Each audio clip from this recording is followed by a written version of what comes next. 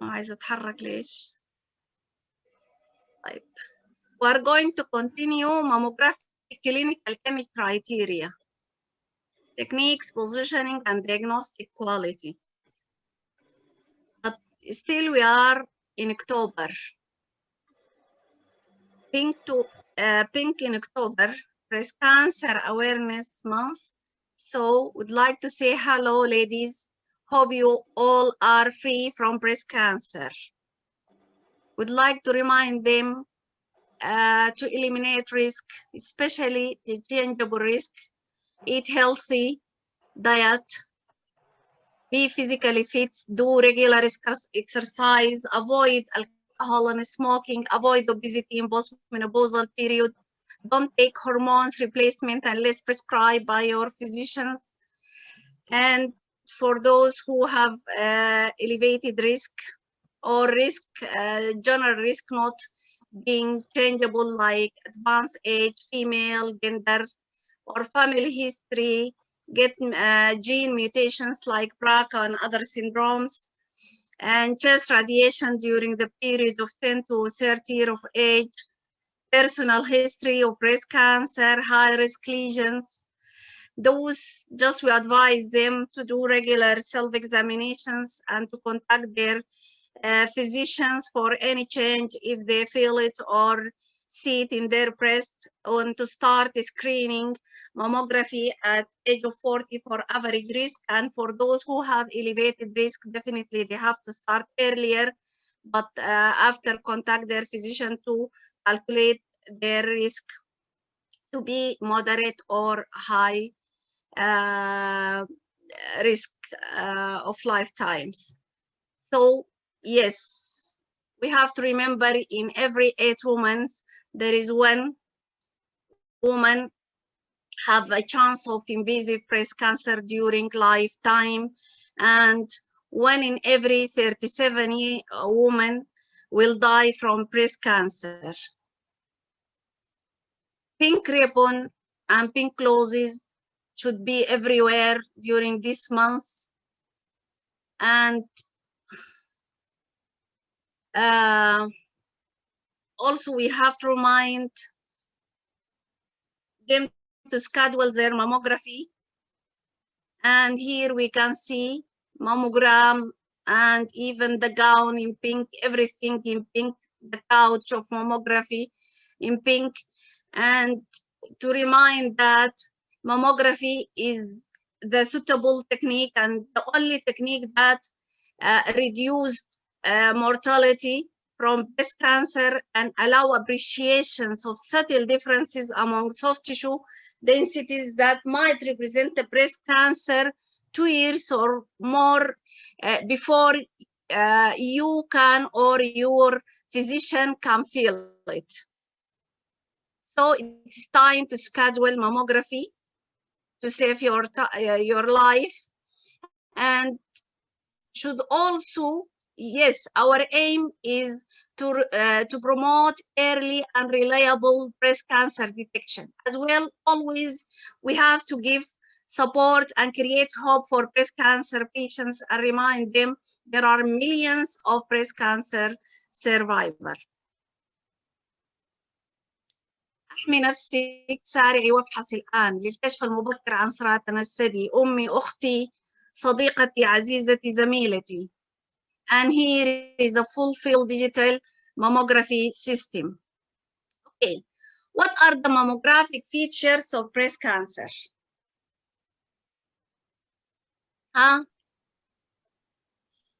Either a mass or asymmetry or architecture distortion or microcalcifications, certain criteria, not all. Excellent, excellent. These are features. So the features can be a mass, can be asymmetry, can be microcalcifications, can be architectural distortions, nipple changes, can be axillary mass or axillary lymph nodes enlargement, can be skin thickening, etc. So this is a young woman felt small bulbable lump in breast. The patient was found on self-examination. what you can see here, there is small circumscribed opacity on the spot magnifications compression view and highly vascular on ultrasound in circumscribed lesion. And it was strange that the pathology was an AVN. So don't be afraid. Almost 80% of the breast lesions detected during screening mammography or self-examination, or even more, it will tend to be out to be benign lesions. But we should not say it will be benign. We should not go and investigate ourselves. And this is also reflect the importance of imaging. Okay.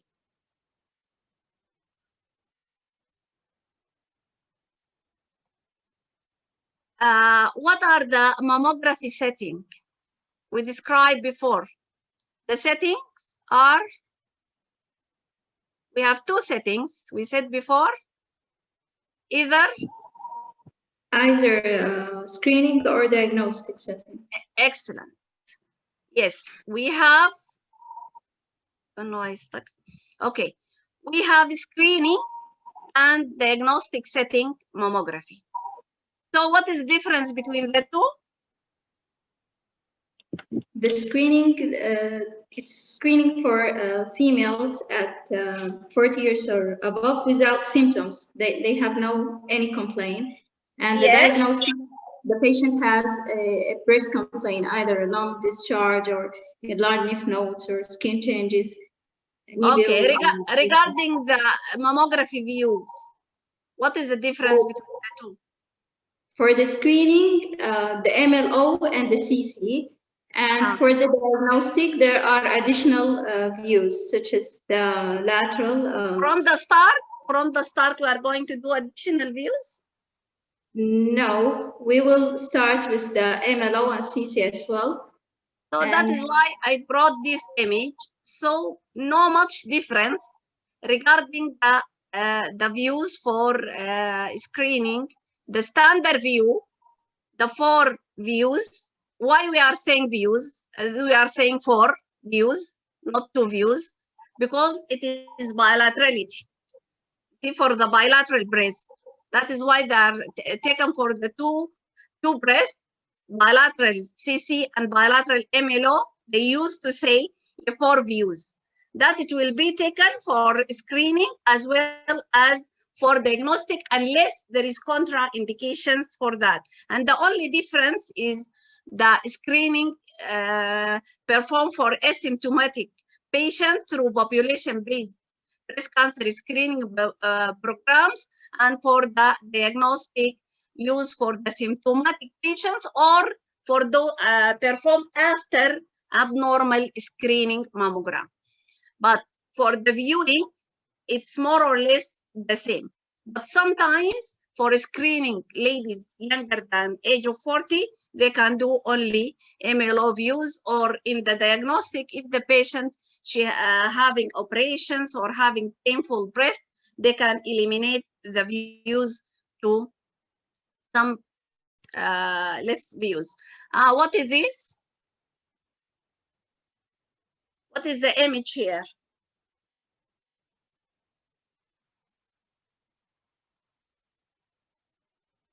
Any volunteer?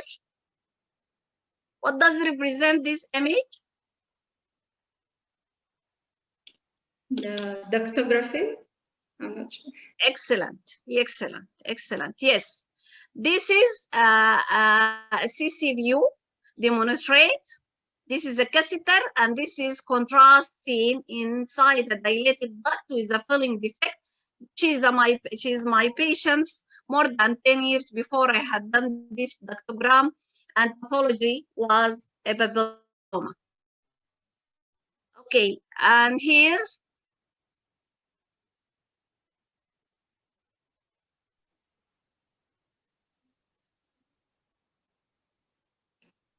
no volunteer. I thought all of you are going to tell me what is that. The one on the right is a digital mammography, and on the left is the tomosynthesis. tomosynthesis on right, the reverse. Yeah. This is the digital mammography. And this. Tomosynthesis. Yes, I tried to brought it to get familiar with these types of techniques. So this is breast tomosynthesis. And what is going on here? What are these images? Demonstrating invasive lobular carcinoma.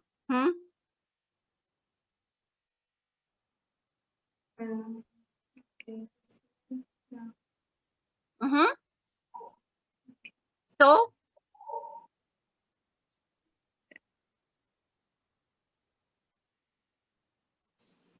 C is with contrast.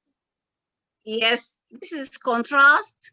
Mammography fusion enhanced by contrast. We are going to talk next time, inshallah, about these techniques, but just I try to brought it here. And also mammography can be used to guide the stereotactic biopsy. Okay, so mammography can be done in diagnostic as well as a screening setting, can be used intraductal iodinated contrast in a case of ductography, can guide stereotactic biopsy, and the current era of new technologies of 3D mammography and contrast enhanced spectral mammography. Okay. Okay. Is this lesion medial or lateral? And what are these projections?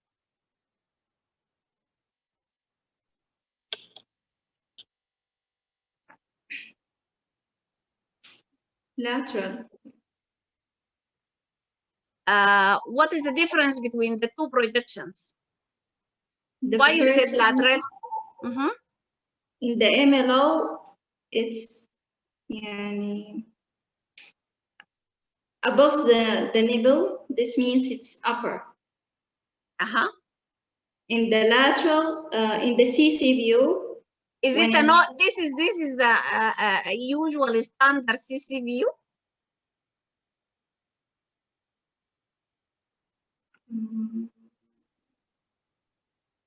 What do you expect in the standard CC view, proper CC view? It's half a circle and yes, excellent. Half a circle with half of the breast above the nipple and half below the nipple. And here,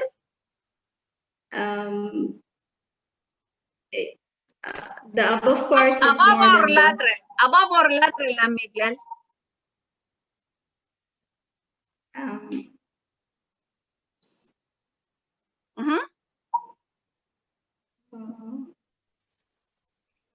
If it is a CC, it will be lateral and medial, yes. Yeah, it is. Yeah, okay. So, and it should be more or less symmetrical, equal half laterally and medially. Yes. And the nipple in the center. But here I could see it's lower. It's more to the medial aspect. More to the medial. So here I could see more medial. This is the nipple here. This is the nipple. In the CC view, below the nipple usually is lateral or medial? Medial. And above the nipple is? Lateral. So here I could see more.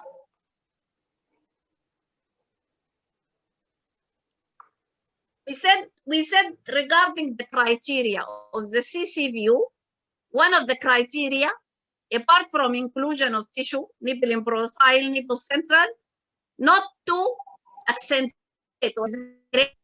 one side more than the others. But sometimes we need to make it as an additional view. So here I could see more exaggeration of the lateral aspect.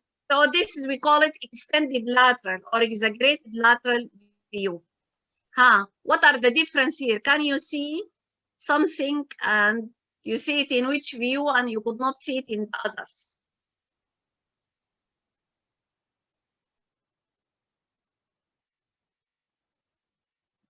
Do you know the difference between these projections? This what? This is obvious. This is a CC. Clear it is a CC. Okay, and here, not adequate, but MLO. MLO. I could see the pectoralis and inframammary fold. This is MLO. Okay, and this I could see also inframammary fold here and the nipple in the lower third. So expect it to be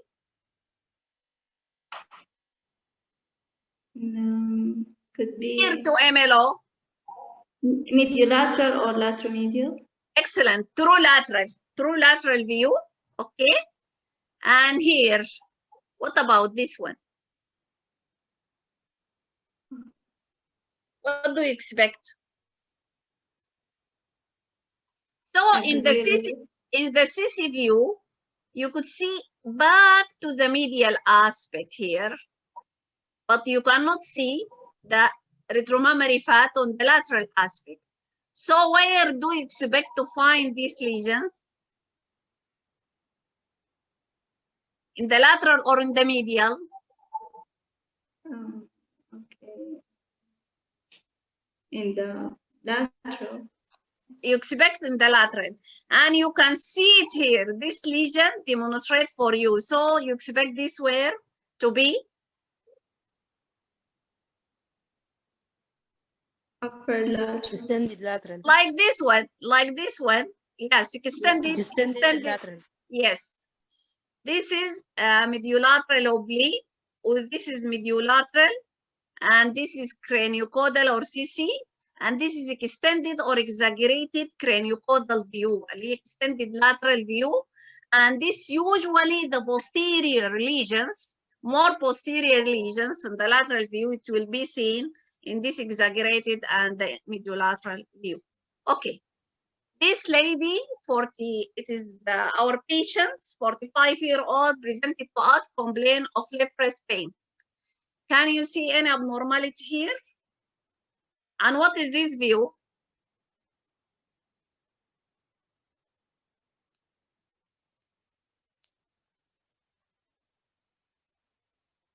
Huh? Any volunteer? Quickly. Like CC view. CC view. Excellent. CC, yes. Excellent. CC view. Huh? Huh?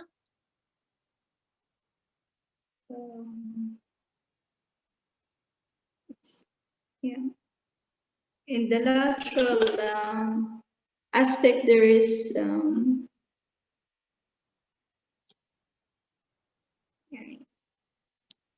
added density. Here? Irregular, but yeah. This one? Yes, the area you are pointing to. Yes. Okay, this is normal breast tissue.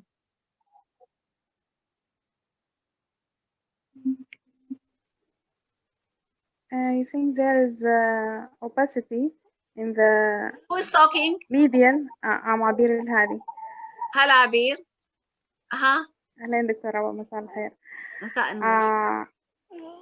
There is semi-rounded density in the medial but more posteriorly. Okay. You are talking about this area? Yes. Yes. When you have seen something in one view, an added density, you will say an asymmetry. And what is more rounded or more oval or more discrete, you can say a focal asymmetry. There is a focal asymmetry in the posterior medial breast. The patient, she has bacteria, that is why she has pain. And she has incidental findings at the posterior medial breast. You see, that was invasive cancer. See, look on the ultrasound here. At the skin, also it was thickened and so on. And we mentioned before, we had mentioned that. We had mentioned what? that 75% of cancer in women, it will be at the periphery and retroglandular, I mean, in retroglandular regions. We mentioned before here and at the periphery of the breast, you see, you expect to find 3/4 of breast cancer. That is why this illustration is schematic view showing what they call it a centimeter wide peripheral layer of breast tissue, in which preponderance of breast cancer, this area. You see, this is the periphery where 3/4 of breast cancer they found to be present. And they assume that this is most of or more than 50% of breast tissue volume is seen in this area. So we have to concentrate here about when we are looking for breast cancer, we have to look at the periphery, especially retromammary, and we have certain area, we have to review it. First, we have to make sure it's being included in the breast technique and breast view, and then we have to review it again. So we call it forbidden areas on mammography. Like this is the pectoralis, and this is just a lesion projecting in the retromammary, retroglandular fat. So the forbidden areas are check or review areas, zone that according to TABAR require special attention in mammographic interpretations. Why they call it forbidden areas? Due to the incidence of breast cancer, as we had mentioned before. It demonstrates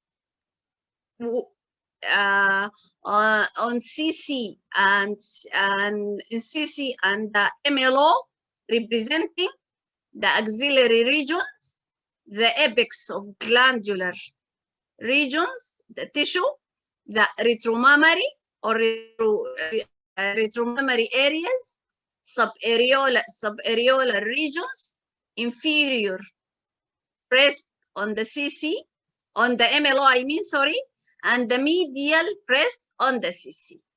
Again, the medial breast on the CC, okay? CC view medial breast, we'll go through it with examples. Medial breast, retromammary or retroglandular regions on CC and on MLO, inferior breast on the MLO, subareolar on both view, the apex on MLO, and the axillary portions. And on MLO, the retroglandular regions, they call it a Milky Way. And on the CC view, the medial, the retroglandular area, in two views, especially on the CC view, they call it no man's land, a no man's land, okay? Also important area to be visualized is the scalloped edge of the glandular contour. The glandular contour, it has a scallop or concave borders. You have to think and you have to look at it while you are interpreting and not to miss any convexity in these areas representing evolving cancer. Okay, so what is the hidden area here in these examples?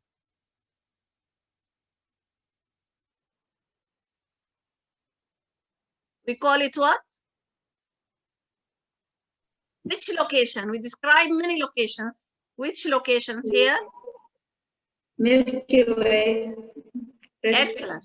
Yes, this is a Milky Way. This is a Milky Way retromammary fat. Okay? Okay. So, again, The Milky Way is a retromammary fat. It is about 3 to 4 centimeters.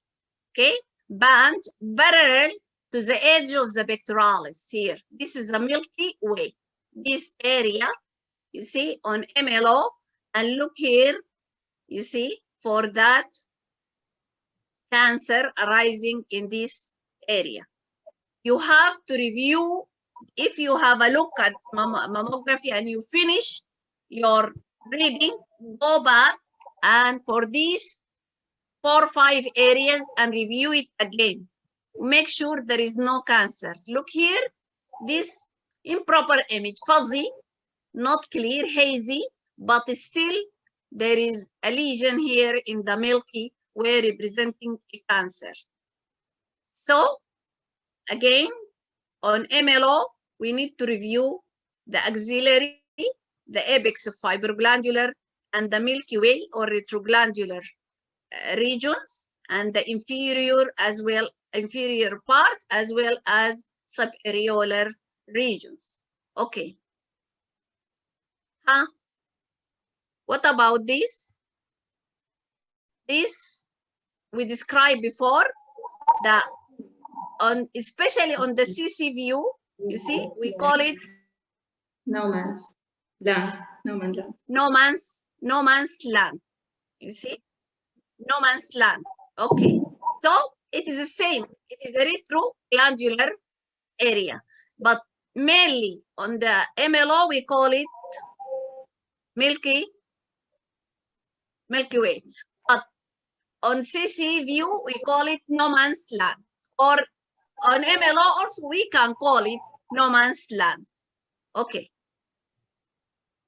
On the CC view, apart from no man's land, we have the medial aspect as well as subareolar.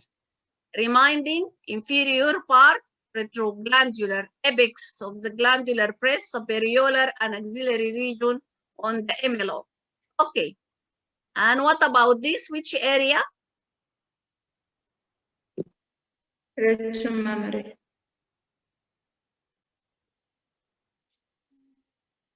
No. No man's.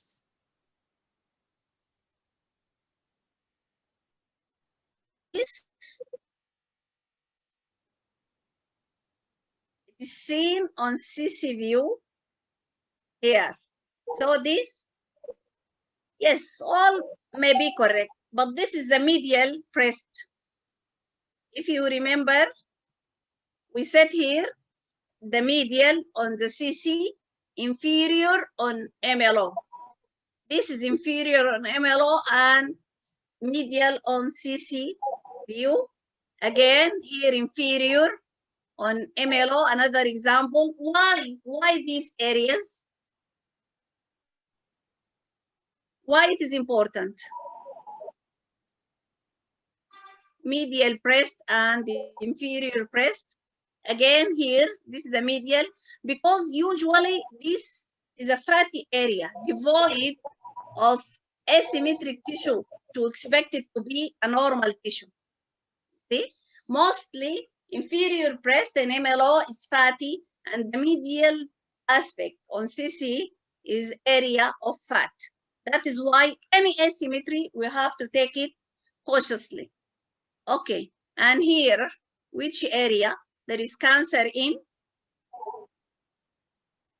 The apex of the Apex, fibroglandular tissue. Yes, this is the apex of fibroglandular tissue, one of the review areas. Okay, and here,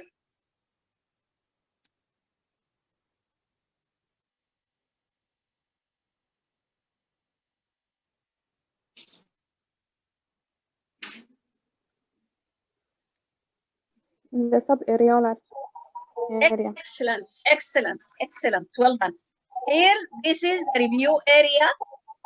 If you see it in ultrasound, this is the nipple, and this is the lesion just abutting and invading the nipple area, retroareolar or subareolar space, very clearly seen here on MRI. So be aware of retroareolar area.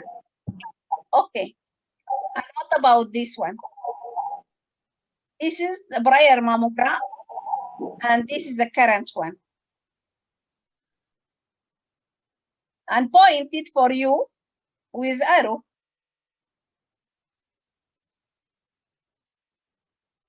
Convexity.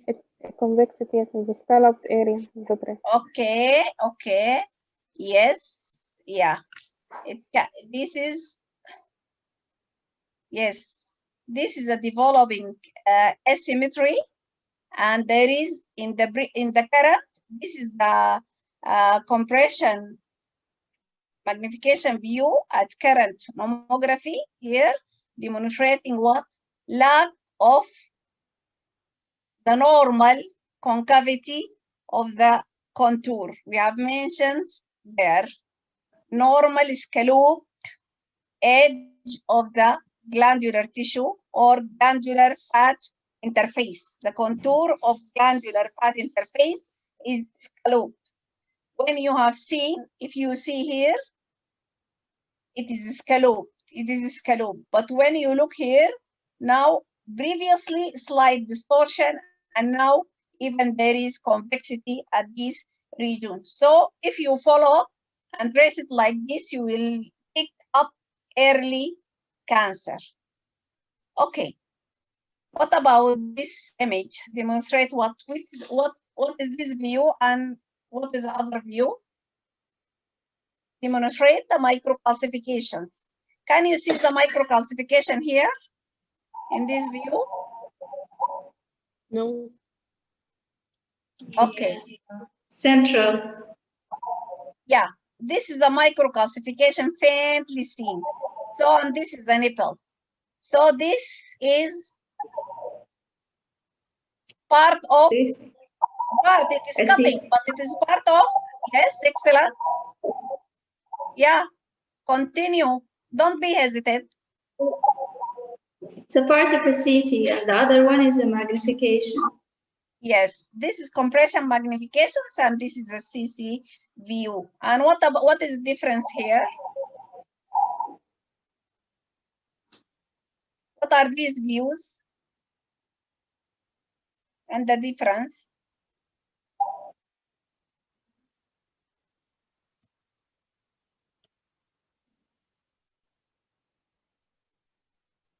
Any volunteer?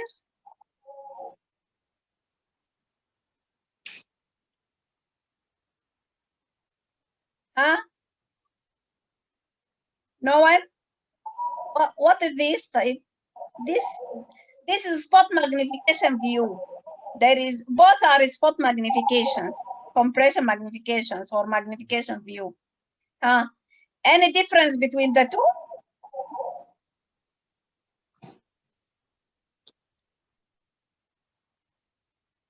Okay, what is this abnormality? Is it normal? This is normal or abnormal? This area. And what is the difference? It's abnormal. Abnormal calcification. Abnormal calcification, excellent. It looks like milk of calcium. Excellent, Medina, yes? Yes. Yes, excellent, Medina. Why you said milk of calcium? Because in the image on the right, I can see a change of the level of the calcium with calcium fluid level or something. Excellent, well done. 100% you are right. This is milk of calcium. This is para 2 type of calcification. These are microcysts. You see? Demonstrate smudgy like calcifications or density on the CC view, but on the mediolateral or lateral view, you see, demonstrate what a level, as you mentioned, calcium fluid levels in a teacup sign, representing milk of calcium in microcyst. You are right, 100%. Okay. Okay. So we mentioned before, these are CC and mediolateral representing the standard view. Yes. And what about these? mediolateral lateral, and lateromedial. We call it. Okay. Additional view. Let us see together what is the importance, the clinical importance or diagnostic accuracy of the additional or supplementary views. Okay, what is this view?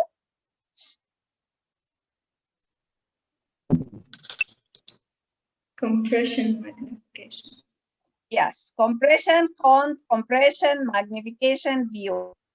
So we have, as we described before, we have standard views, and we have supplementary views. Obviously, here we can see the mediolateral oblique and the CC view that represent what these are. The image here represent the standard views, and we described before these are, we call it a 4 views because we have seen it for bilateral breast. That is why called 4 views.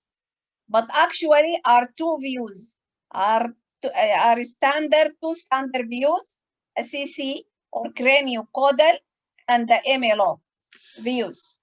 Okay, and as we mentioned, these are the views should be done routinely for screening mammography for every woman except if there is contraindications or she is younger than 30 and they would like to eliminate the radiations and so forth, so the patient has diagnostic problem like those who have painful breast due to abscess or post-surgery and so forth.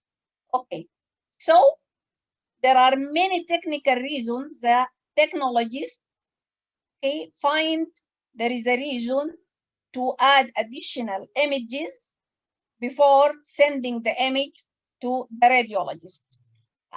Regarding motion artifacts, not enough tissue, folds, prominent tissue in the axilla, not enough compression on tissue, and so forth. But not always necessarily to repeat the same technique. She might add an additional view instead of repeating the same standard view. Okay.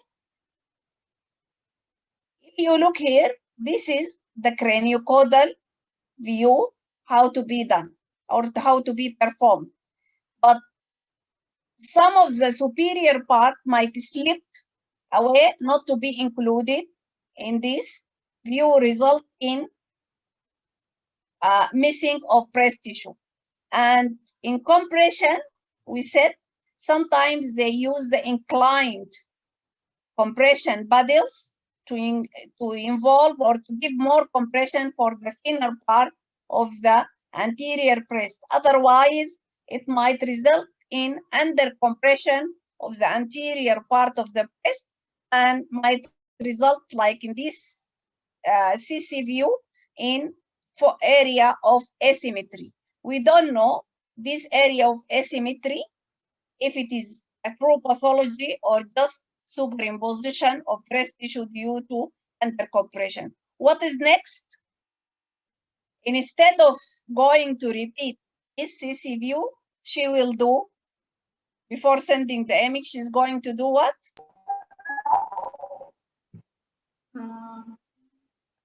Focal compression. Yes, for this area of concern, she will do more compression. You see? And here it is obviously the tissue is spreading away, signify this is only under compression and superimposition of normal breast tissue. Okay. But this is not always the case. Here there is a focal asymmetry. Although the parenchyma is nodular, but this area is outstanding. When spot compression performed, it is outstanding. Still, it is there, and it was small invasive cancer. So the teaching point for the radiologist cannot simply rely on the probability that most asymmetries are just a summation artifacts. We have to be cautious. In addition, as under compression, that can create a pseudo lesions. We have to think that might be an underlying pathology and to clarify it. We need to clarify it. You see, it may also fail to demonstrate a real malignancy. Can be less conspicuous due to superimposed fibroglandular tissue. And in this case, you see, this is very subtle, more or less similar like the rest of the parenchyma, but a little bit more, more standing out. So on compression view here, it demonstrates a true lesions. So we have technical reasons to do additional views. Also, we have a diagnostic reasons to do additional views. As we describe here, if we have seen certain areas in the screening or diagnostic mammography area of concern, we might need to clarify it more, or sometimes the patient might feel a lump or her physician feel lumpy breast or feel a lump, a discrete lump, but on mammography, a standard view, we could see nothing for any reasons. So you might go for that area and do an additional view to clarify and to make sure there is no pathology. And the patients with the breast cancer, usually post-treatment, their breast being distorted, you see, and they will have a diagnostic mammography for about 5 years, you see, follow up. So we have to get little extra attention for those groups, and we might need to add additional view for the 4 standard view to clarify these areas. Okay, so what are the additional supplementary views? Are views performed after using the standard mammography views. After we perform the standard mammography views, we might need to add an additional views to supplement these standard views, and are sometimes needed to evaluate changes or suspected abnormality noted at that current mammography, or suspected abnormality seen on previous mammogram but not seen at current, as the example we had seen in the last sessions. You see, you might go to review the previous image or the current image. You might need to do an additional view, you see, to clarify that area. Or if the patient is symptomatic, she has suspected clinical abnormality not well appreciated at this current mammography. So also you might need to do an additional view, or may be useful to clarify a problem and might add more information these additional or supplementary view. Whatever the reason, the additional views are done with care to make sure the radiologist ultimately get the best information possible.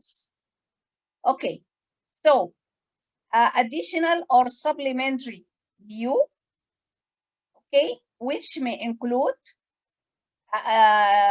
special mammography view like magnification view or spot compression view. Both are used to make a small area of breast easier to be evaluated.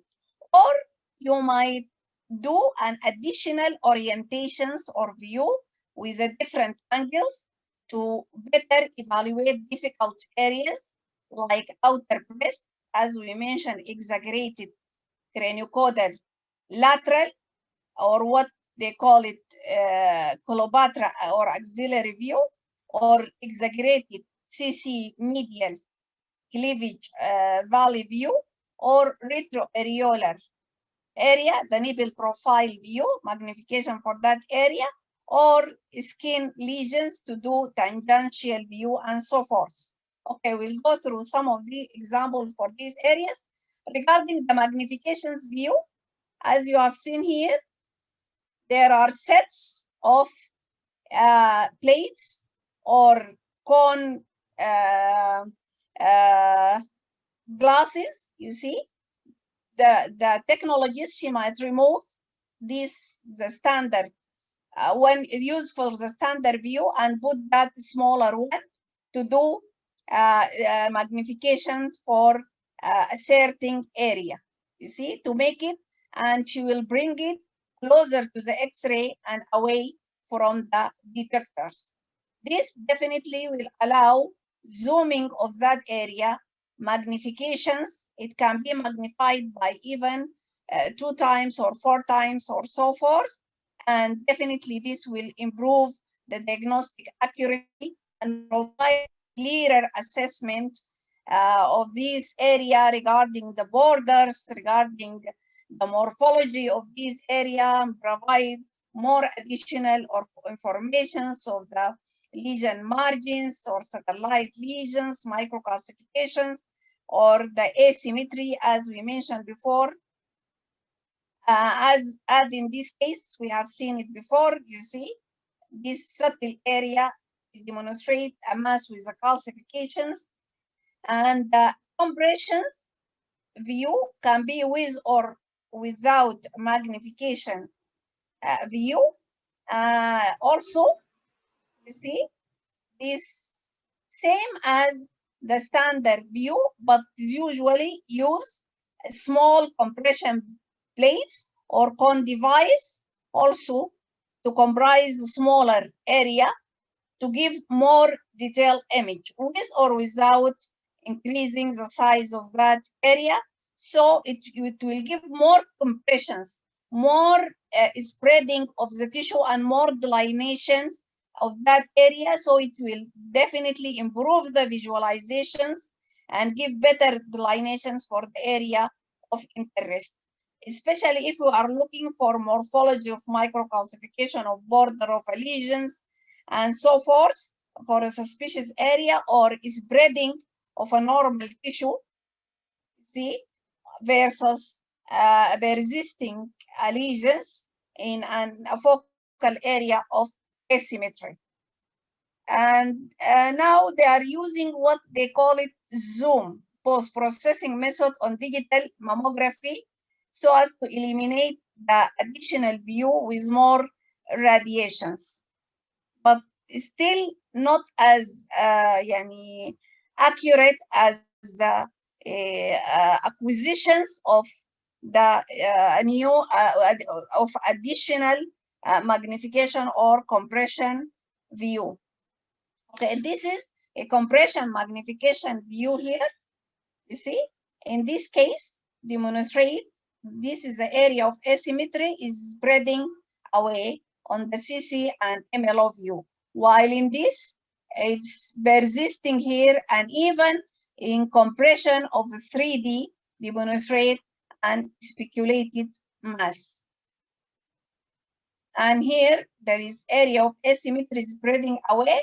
Again, example of just a superimposition of breast tissue. Can you see any abnormality in this image?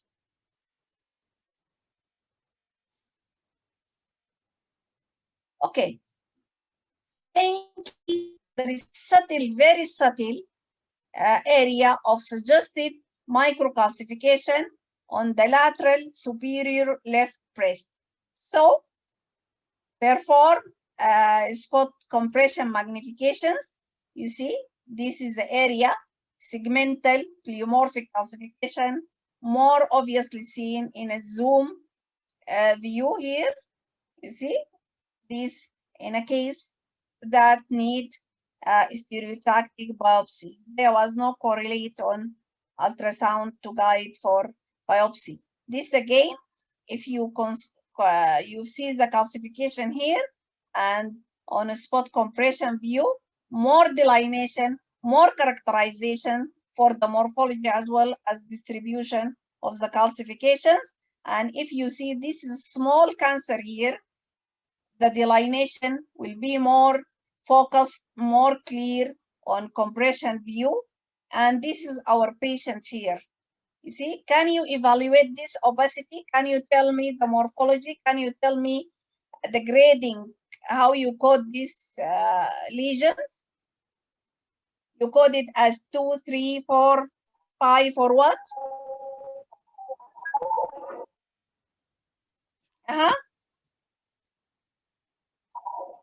What is the code of this mass or opacity?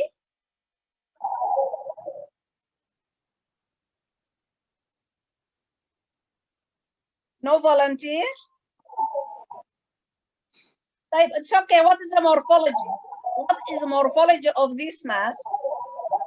How you are going to describe it?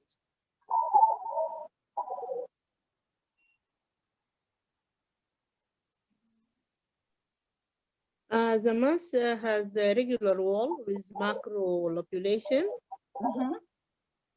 benign looking, most probably. Okay. So it is No, BIRAT 3. BIRAT 3. Okay. What is your impression after compression view?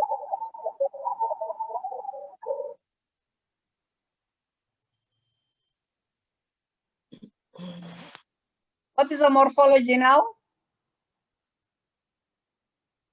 I think it has irregular outlines. Yes. Speculated margins. Yes. Yes. Now it is BIRAT 5, 4C or 5. Yes. You see? Now this is a dense, irregular shape in distinct margins with adjacent distortions.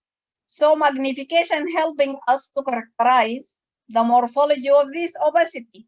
And it was an invasive ductal carcinoma. And here,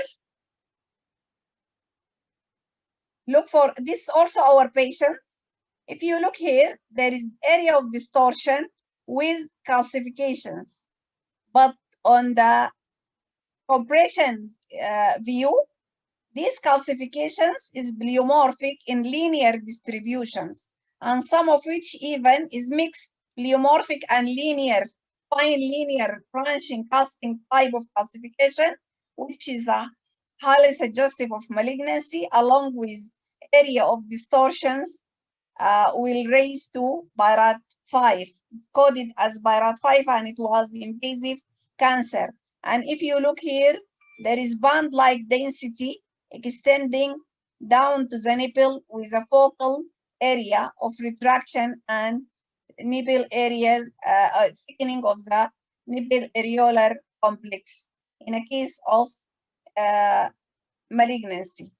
And look for this of milk of calcium. It's also helping us the magnification view. You see here, this is not like the previous one, smudgy, okay, amorphous type of calcification of the CC view, but it demonstrates change in shape. There it gives us very clear teacup sign, but here it becomes so flattened. When changing its shape to become flattened on the lateral, medial lateral view, so this represents a benign type coded as BIRAT 2. And this lady, she had the palpable abnormality. Can you see any abnormality in this MLO bilateral view?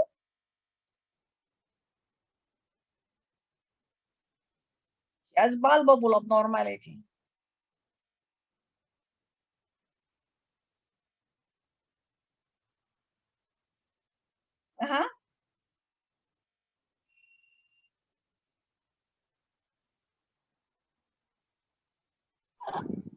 It looks normal. Normal, okay. What is your suggestion? You will tell her you have nothing? No, we have to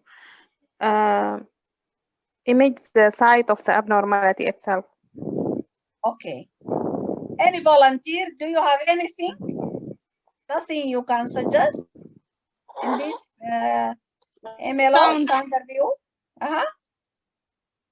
Can do ultrasound for her. Okay, before that, can you see anything? We have to see the CC view first. Normality? We have to see the CC view first. Okay, but in this view, if you divide the breast into parts and look for symmetry bilaterally, if you look here, You see mask by mask. And yes, here, there are and- two areas of suspicion. One in the left image, in the area of what? If I tell you the palpable Milk. abnormality on the right, yes, right, milk of calcium area zone. there is palpable abnormality in the right inferior breast. Right inferior breast. Can you see any abnormality in the right inferior breast? Look and compare both sides. Nothing in the right side? Yes, there is asymmetry in this. If you compare it with the left, Where is the as you have just mentioned, in the left, in the right, sorry, inferior anterior or retromammary, posterior? Anterior or posterior? posterior retromammary. Here? Yes, lower. Yes, here. Here? Okay, Yes. the palpable abnormality is about 4-5 centimeter. Palpable abnormality. Anterior to this lesion, just anterior to it. Can you see anything here? You cannot see mixed density here. Can you see it? There is a mixed density. Just go down a little bit. And Can you see it posterior a now? little bit. Can you see it now here in the spot magnification view? This Yes. area Yes. is this, which Yes. is represent what? This mass? Contains fat. What? It contains fat. No, it is. Yeah, so Hamartoma. it is a Hamartoma. hamartoma. This is fat. This is breast with impressed appearance. Yes. If you look here, it's difficult to appreciate because it simulates the breast. It is a small breast within the larger breast in a case of a hamartoma. Okay. Yes. So we finish spot compression and the magnification view. Let us go for another additional view, which is the lateral. The lateral, we said before, we are doing mediolateral oblique to ensure the maximum breast tissue inclusions. But sometimes we might need to do a true lateral 90-degree projections, see, view. Why? Why we need this view? For localization of the lesion is For not localization, because mediolateral oblique view is not a 90-degree to the CC view. So to make sure exact locations and to compare the CC with the other view, we need to have a lateral projections for lesion localization, especially in stereotactic and needle localizations, as well as in triangulations for localization of the lesions.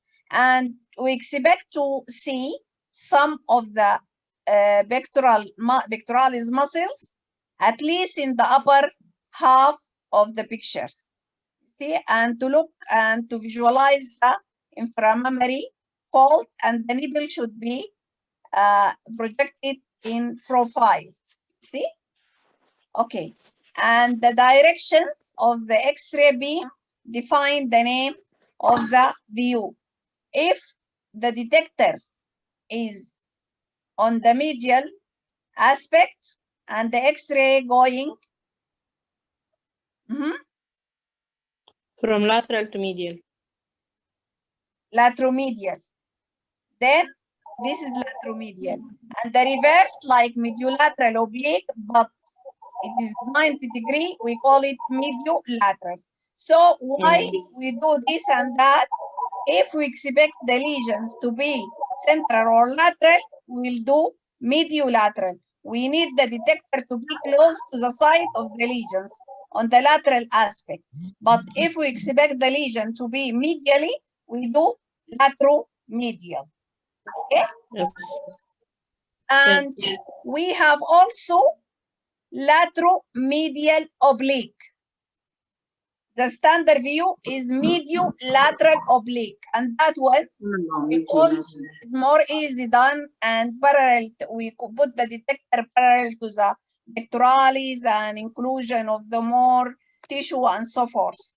But sometimes some of the lesion cannot be visible in certain views.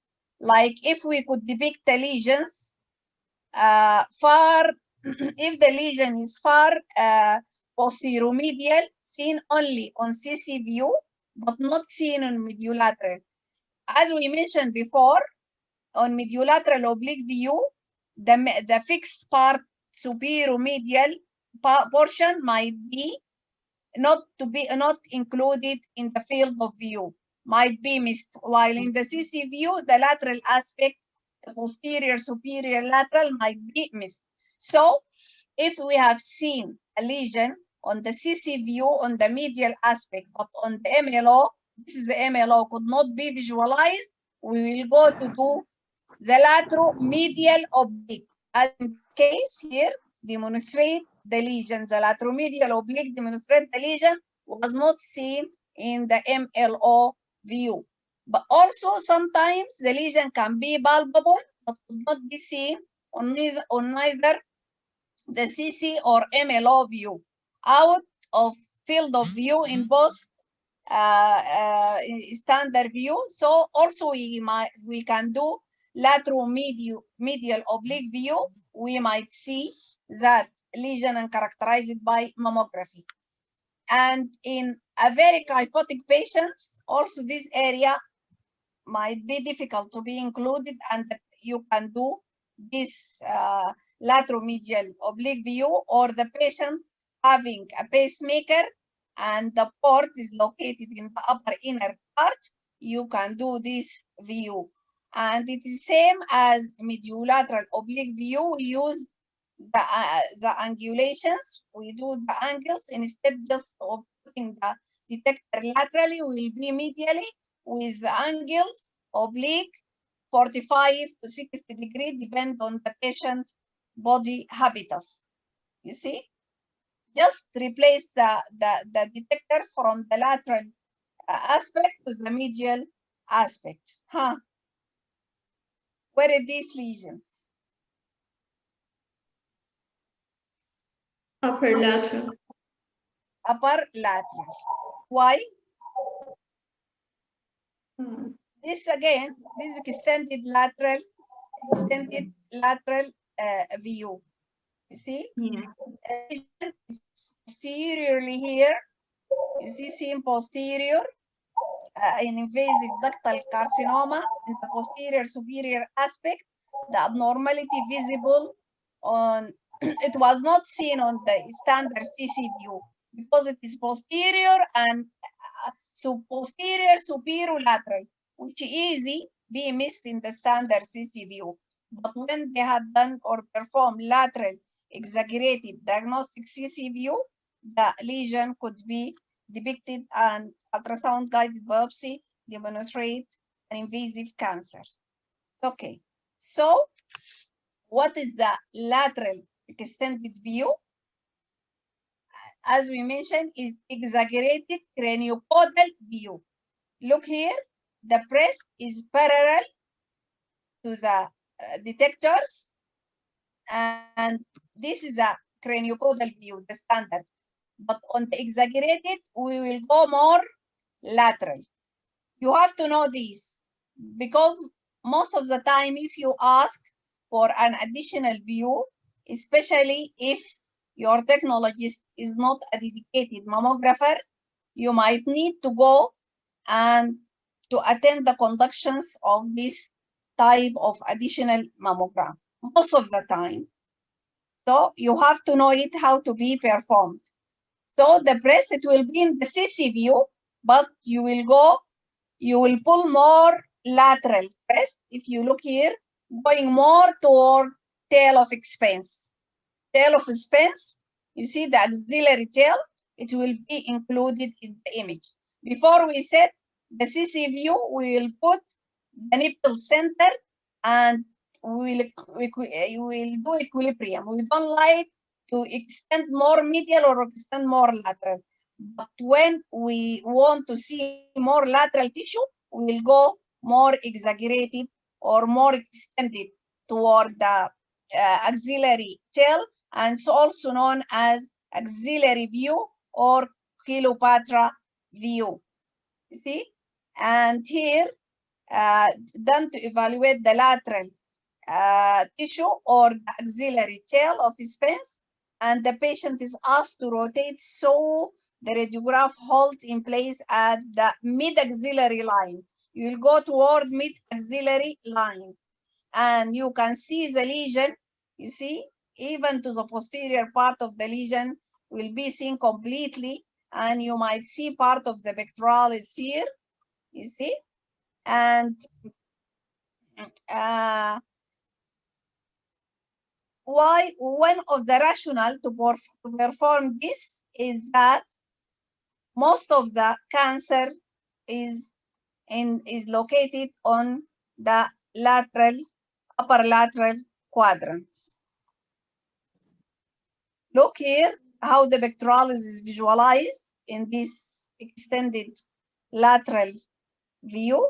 This is the routine or standard CC view, and this is the exaggerated lateral view simulating the MLO. And if you look here, this is the MLO, and this is extended lateral view. Look, on MLO you can see part of the lesions, but in extended lateral you can see the posterior portions or the posterior border of the lesions. Okay, this example, we could see a focal asymmetry projected over the pectoralis in the superior right MLO. The CC view, standard CC view, demonstrate no lesions. We expect to be lateral. Why? Because of the medial aspect, I could see the cleavage, I could see the pectoralis, retroglandular fat, I could see completely the posterior breast inclusion. So part of the breast here, though the posterior nipple line is within 1 centimeter roll, but not necessarily. Sometimes you might have less than ½ centimeter because it is small lesions missing posteriorly in an adequate CC view. When they have done an extended CC view, here it is obviously seen the same corresponding abnormality projected on MLO, and the magnification cone compression view demonstrate a speculated mass that highly suspicious for cancer. And what is this view?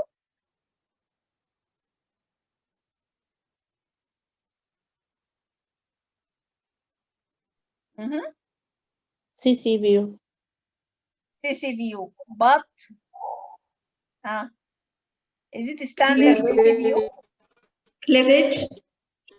Excellent. Cleavage view. It's cleavage or we call it also extended medial. This is an extended medial, demonstrate a suspicious microcalcification in a case of DCIS. And what about this? What is this view? Valley view. Yes, this is the valley view. Excellent. Why you said this valley? And this? Cleavage. Cleavage valley, it is the same. Extended medial is more or less the same. But usually in extended, here extended medial, we brought the interested side with small part of the other side. In the valley, I could see both breast, the medial aspect. This is also we call it a valley or cleavage view or extended medial view. Demonstrate calcifications here, opacity, asymmetry, focal asymmetry with calcifications, and this is another patients demonstrate the valley view or the cleavage view, demonstrate a mass surrounded with a circle here. So what is the cleavage view? What is the valley view or cleavage view?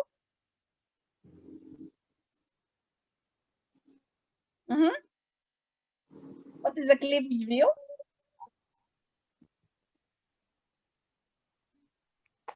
It is a view combining both medial parts of both breasts. Excellent, well done, well done, you are right. This is the valley view or cleavage view.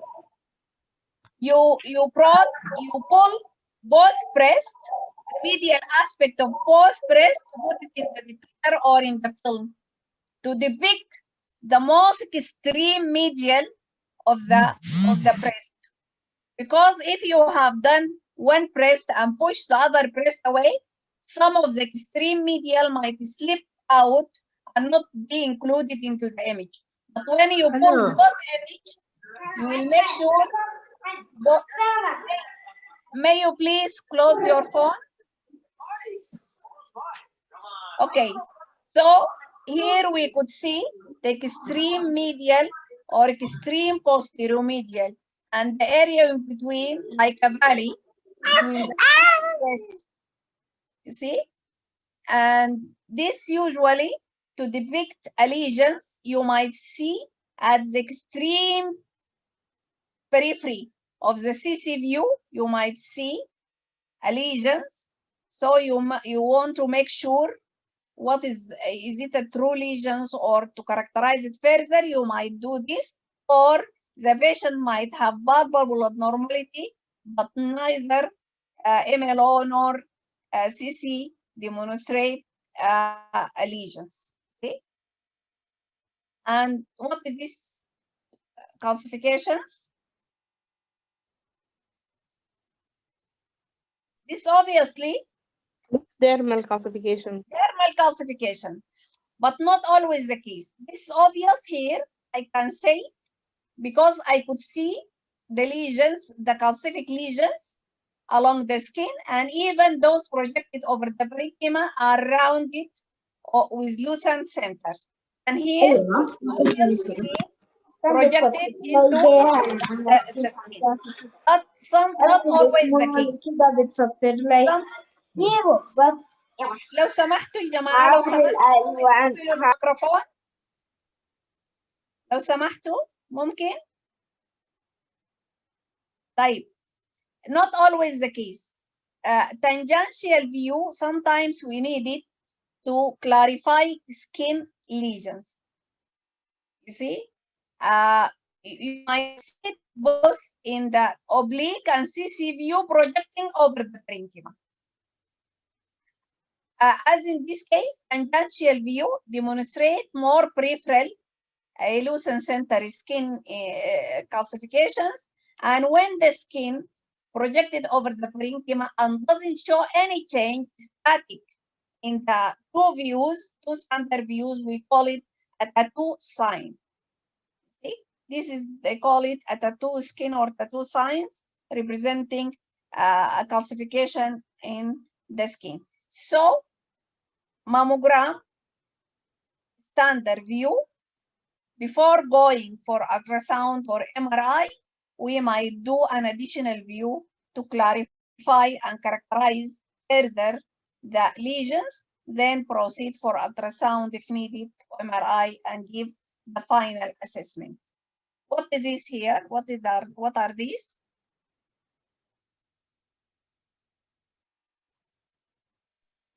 Breast augmentation. Bilateral implants. Excellent, excellent, excellent. Yeah, this is MLO and CC view represent bilateral implant. And what is this? CC view and also bilateral implants. Why it looks like this here? Why it is seeing? I think this is the old model of the implant. Who is talking? Displaced view. Who's talking first and who's talking next? This implant is under the pectoralis major. Huh? This implant is under the pectoralis major. Okay, huh? And the other person who said, Implant displaced view. who is talking with me now? أنا Who are you? دكتور سعاد عبد الله. أهلا دكتورة سعاد. Resident or specialist?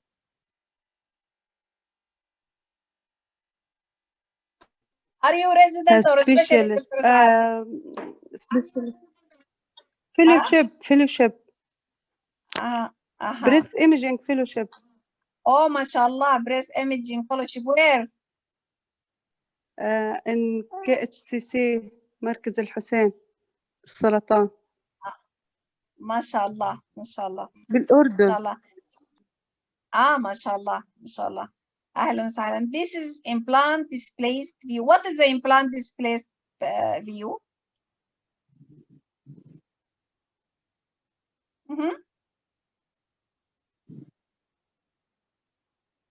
What is your nationality, Suad? Are you Sudanese or?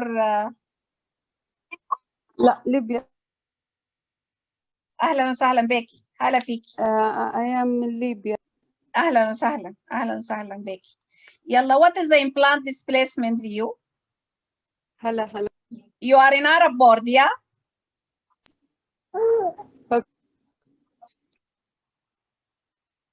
What is the implant displacement view? Okay. We displace the implant and then compress the breast tissue, normal breast take image. Okay. How many views we have to do it for those who have prosthesis, implant prosthesis?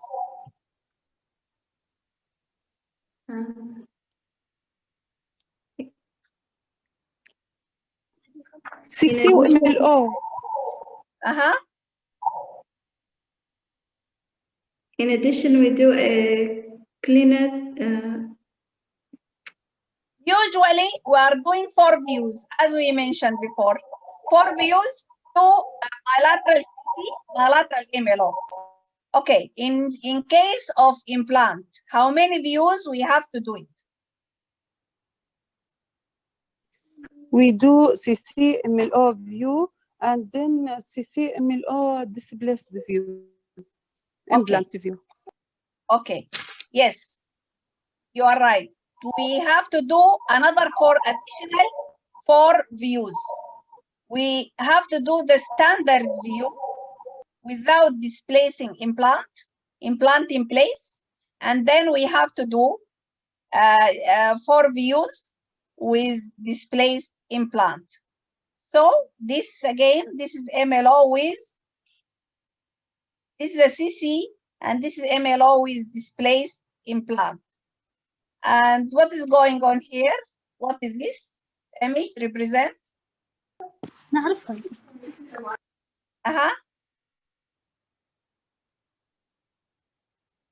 تفضلي. BB marker.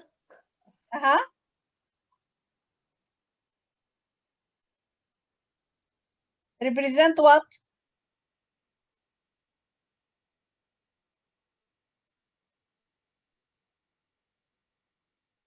Any we put for palpable mass.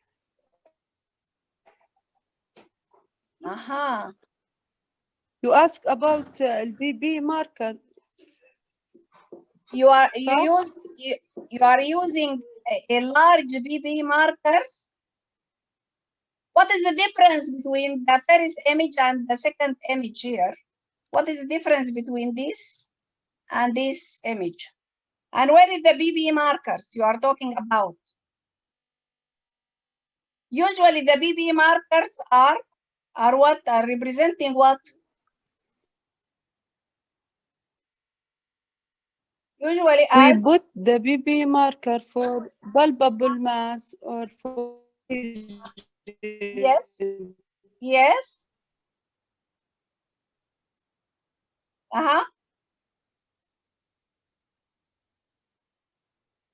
Okay. This could be plant rupture. Who's talking? رحاب اليمن يا بص. أهلا رحاب, هلا فيكي. What is the difference between the two images? Yes. Don't hesitate. You are telling something. What is wrong? شبكتي. The density of the implant is resolved here with the detectable valve. Excellent, well done. Yes, here this is an implant. So there is a skin thickening compared to the left side. Okay, okay. So the image here represent what? Represent a CC view with, this is what you mentioned. You mentioned this implant processes and this is a valve, you see? And this is a saline implant. That is why the density is less. Is lesser than. Yeah, this is an implant. And here, this is the same CC view. This is a nipple not projected within the breast. That is why apparently the skin is thickened. But this, the implant is displaced. This displaced, that is why we could see the anterior part of the breast, and there is something here, there is calcification seen on the lateral aspect to the nipple. So the breast is heterogeneously dense that can obscure a small mass. And this is along with the implant itself can obscure a mass. Okay, and here we can see a heterogeneous, coarse heterogeneous calcification in the outer central regions of the left breast, and pathology was benign. In this case, you see this is the spot magnification. You can see the coarse heterogeneous segmental type, but we have to proceed for biopsy because the coarse heterogeneous represent BIRAD. 1, 2, 3, 4. 4 A, B, C. B. Excellent. Coarse heterogeneous represent BIRAD 4B. So without other association, it will be BIRAD and even segmented distribution. It is BIRAD 4.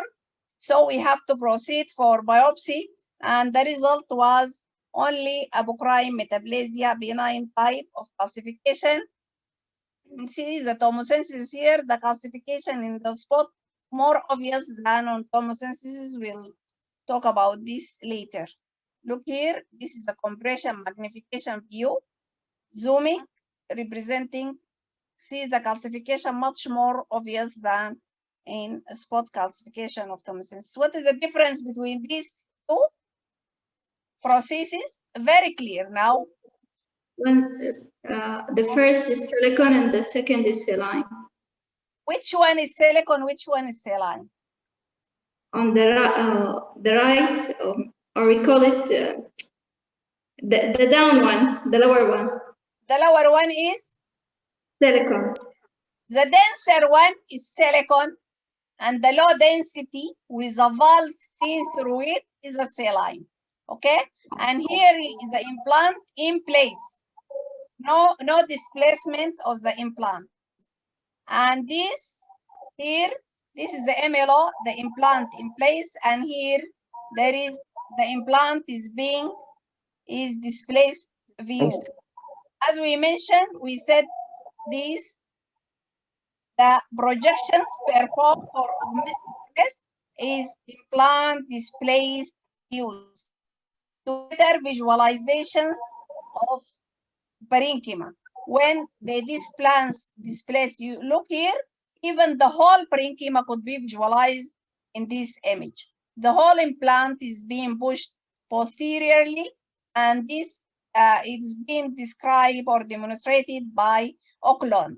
Sometimes they might tell Oakland view. When they said with Oakland, without Oakland, that means with displaced, without displaced. You see, look here, she will introduce her hand and try gently to push the implant until it will get at the back of the breast, then she will apply the compressions. See, and in their evaluation, there is lack of standard protocols and technical aspect criteria for image quality assessment and these. But one of the evaluations for the implant is the length of the pectoral muscles. You see, not like a non-implant breast. Definitely, you cannot say the pectoralis, it will be at the level of the nipple, and all these criteria are difficult to be applied, but sometimes they are measuring the length of the, we'll talk about it in the lectures of implant later, inshallah. But what is the difference between the two here in these implants? You look for the pectoralis here. The implant is anterior to the pectoralis muscle, but posterior to the gland. So this we call it subglandular implant. While this implant placed behind the pectoralis, that is why we call it subpectoral implant. See, the breast augmentation is really common, you see, either for cosmetics or for reconstruction purposes.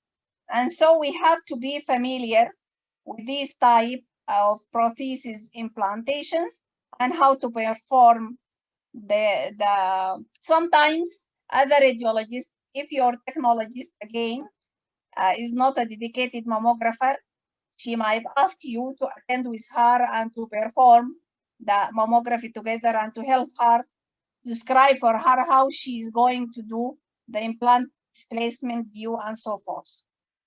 Okay, if you look here, this is very clear. This implant in place and implant displaced. See, look, even you cannot see the implant at all.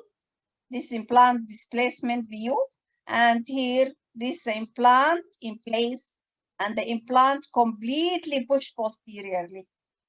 This image is corresponding to these illustrations. They compress the breast while implant in its place, while here they compress the breast after pushing back the implant, and because the pectoralis is cut, so we could not see the implant.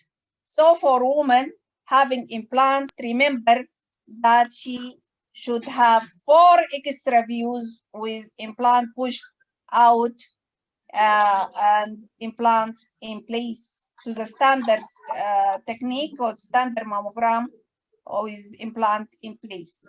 And in this case, what is the difference? What is going on in this image? This is the same patient you have seen at the beginning with bilateral silicone prosthesis, and this is the implant displacement to demonstrate what? Excuse me, would you please close your phone, microphone?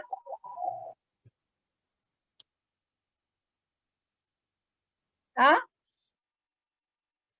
What is abnormal? Any abnormality could be visualized here? You see the difference?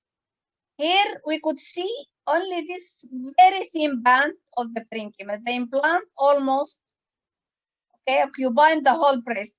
When they displaced implant posteriorly, we could see this is the MLO, more or less simulate the CC view.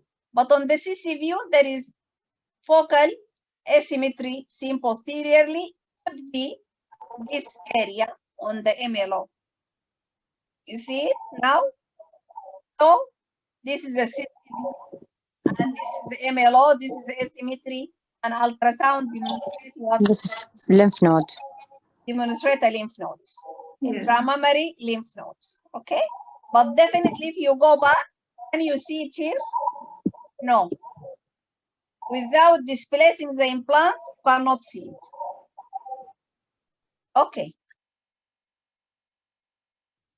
We finish the additional view, including the implant and the forbidden areas. Now let us go for lesion locations in mammography. Where is the location of this lesion? Can you tell me where is the locations?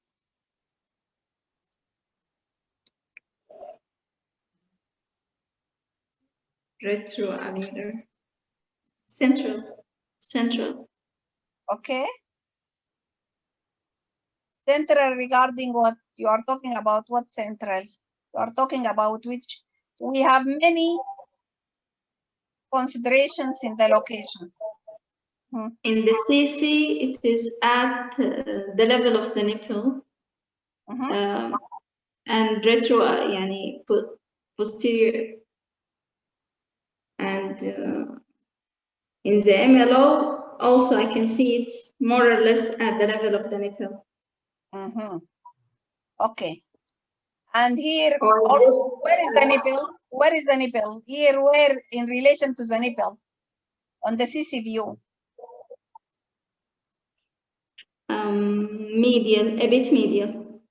Medial, okay. So it is medial on CC, and on the MLO? A bit superior. Yeah, so it is superior medial. This is one description for location, superior medial. What else? Yes. Then by regarding in either anterior or middle or posterior. Regarding the depths, excellent. Anterior, middle, or posterior. So this is more or less Anterior. More, yes, at the back of the anterior part. And more or less it's anterior lesions. So the lesion is superior medial anteriorly. It's okay. If you put the line, you see, at the axis of the nipple, here it is medial to the nipple, and here it is superior to the nipple. So when we talk about location, we have to clarify laterality. Is it right or left? The lesion right or left first? At that one, you did not describe the left lesions, left breast lesion. We forget. We have to tell it is a left superior medial anterior lesion. Left. First of all, we have to describe right or left. Then we can use the location by what?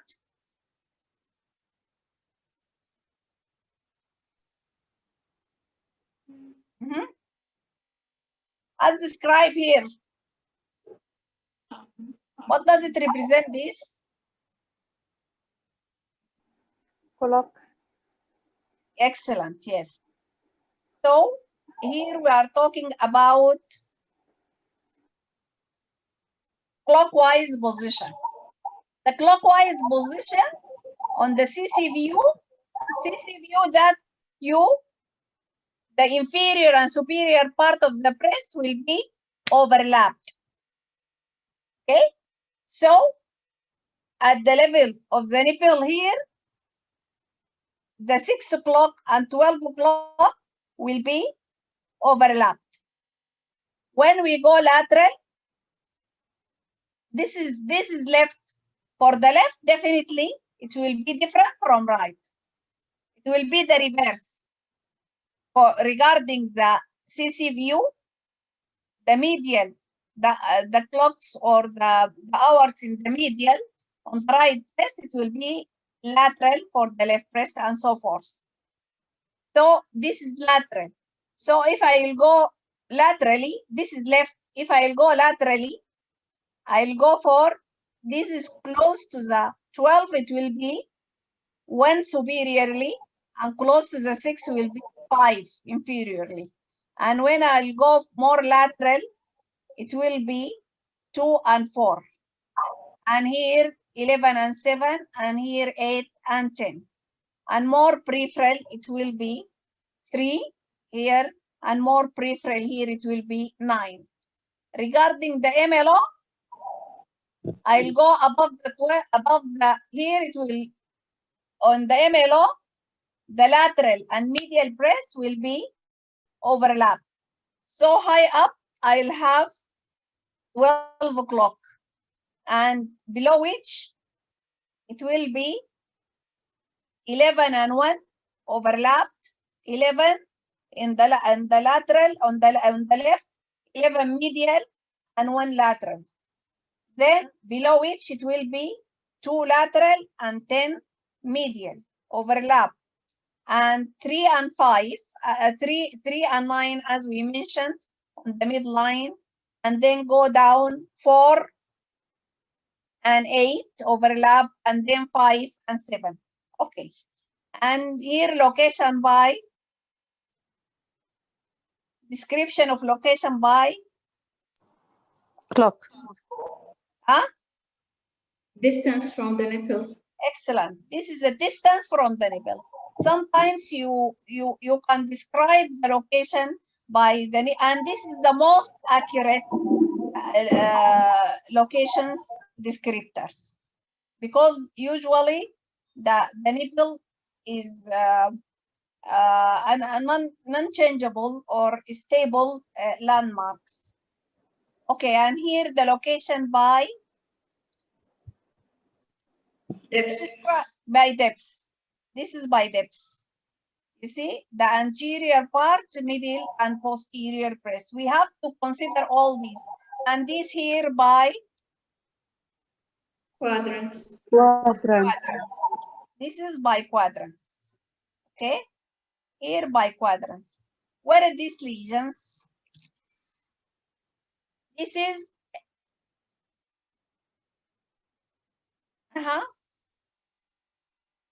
this is MLO, and this is spot compression magnification of the MLO itself. But the lesion here is going a little bit anterior and up, so it displays up. Okay, when it displays, and not mediolateral. This is not mediolateral oblique. This is mediolateral without oblique. True lateral. A true lateral. Compression of a true lateral. Demonstrate the lesion is going up. So the lesion, it will be, was not seen on the CC view. So do you expect to be medial or lateral? Medial. Why it is medial? There is a role that yes, the leads sink and muffins rise. Yeah. Yes. Muffin rise, let's think. Okay. Yeah. So as we described before, the breast is almost like earth. You see, is a 3-dimensional structure, and mammogram is 2-dimension. So a 2-dimension representing a 3-dimensional structures. That is why we are trying to do both CC and MLO to standard view to visualize most, or to give representations like 3-dimensional images. But at the end, the MLO is not perpendicular to the CC view, because here with some obliquity is not a 90 degree to the CC view. So it's not an orthogonal. Yes, it will, the advantages of the MLO on top of the true lateral, mediolateral is showing more breast tissue.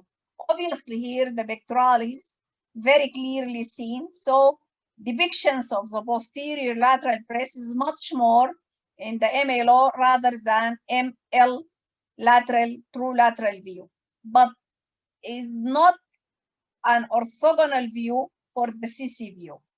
So definitely for lesion localization, it will not be the accurate view to give exact locations of lesions. And just to remember, on MLO, look for this. This is the MLO, and this is the superior medial portions. Sometimes will be cuts. And on the CC view, the extreme lateral and superior breast might be cut. Just put this always in your mind to remember this missing breast. Okay, so for lesion localizations, we need to go for the lateral view as we described before. And there is also what they call it rolled medial and rolled lateral view. See, if we have a lesion like in this here, in the CC view seen medially, a focal asymmetry, we are not sure is it a real or a pseudo mass, not seen on MLO. So we will roll medially, as in this image. If it disappears, so this is a pseudo lesions. And here laterally doesn't show lesions, so this is a pseudo lesions. See, and this is a true lateral image. And sometimes also we can do spot compression view to make sure if there is a lesion or not. This is what they call it, the roll medial and roll lateral views. Also this, we can use it for this. Sometimes the lesion is there. It is not a pseudo lesion, and it will help us in localizations of the lesions. And definitely for increased diagnostic accuracy and any suspicious lesion, it should be seen on at least 2 views. See, but sometimes, as we mentioned before, there are some lesions we could see it in one view, could not be visualized in the other view. So we need to do some modifications to make sure the lesion, this is true lesion or lesion is there or not. If a finding is seen only on CC view, we should ask for to roll CC view, top rolled medially and laterally. You see, the lesion is the superior breast will now project it in a direction to which the top half of the breast was rolled. Superior lesion will move laterally if the half of the breast roll laterally. You will see it. And vice versa for the medial aspect. If the lesion is seen only on MLO view, then we will ask for straight lateral, either mediolateral or lateromedial. You see? And we have the mnemonic muffins rise and the lead sink. The lead definitely is heavy, it will be sinks. So the lead for lateral and muffins for medial. And we'll see example for that. So we expect when we do true lateral for a lesion on MLO, and then we find it, the lesion is going up in true lateral, we expect to be on medial or lateral? Medial. Medial. We expect to Medial. be medial. If it is getting down, it will be a lateral. So this they call it triangulations. One way to determine or localizations of a lesion. As we mentioned, if the lesion not seen on a CC view. So we will do, this is the CC view, if the lesion seen or not seen. usually the lesion will not, the lesion will not seen on CC view, but the lesion seen on MLO will do straight lateral view, lateromedial or mediolateral, and we will put the three image, the CC view, the mediolateral, and the straight lateral view. We put the nipple on the straight line, you see, same place at the same level like this, and draw line from the lateral to the mediolateral to the medial aspect, and you'll see if the lesion is going medial or going lateral. It's okay. If we look here in this image, so this is the mediolateral view. Okay, here is the lesions, and in true lateral, that is the lesion. What do you expect the lesion it will be on the CC view? It will be medial. Medial. Excellent. It will be medial because look here, the lesion is medial. Why? Because the lesion rises in the lateral. The lesion is rises in the on the true lateral view. This is the muffin's rise, and the reverse it will be for the lateral lesions. You see, this is the lesion here. Sorry, but the image is not, the CC view was not a perfect one, but the lesions, yani the distance, I don't know, the distance, it was even the level of the nipples. I was trying to put it, but the time was not enough for me to adjust it. That was the last slide I was doing just before the starting the lecture. But the distance between if I draw the line here, you see, along the axis of the nipple and the line at the axis of the nipple here, the lesion is getting more down on the lateral view, and this is the same patients, and they have done extended lateral view, and the lesion is seen more. You see, yes, here are the lesions. This is the same patients. This is on MLO, and look how the lesion is getting close to the axis, the nipple line. Here a little bit higher than the nipple line, and here the lesion getting very close to the, was not seen on the standard CC view, because even they have done exaggerations. This is not a central, this is not a perfect CC. They exaggerate the medial aspect in expense of the lateral one. But when they have done exaggerated lateral view, the lesion could be appreciated laterally.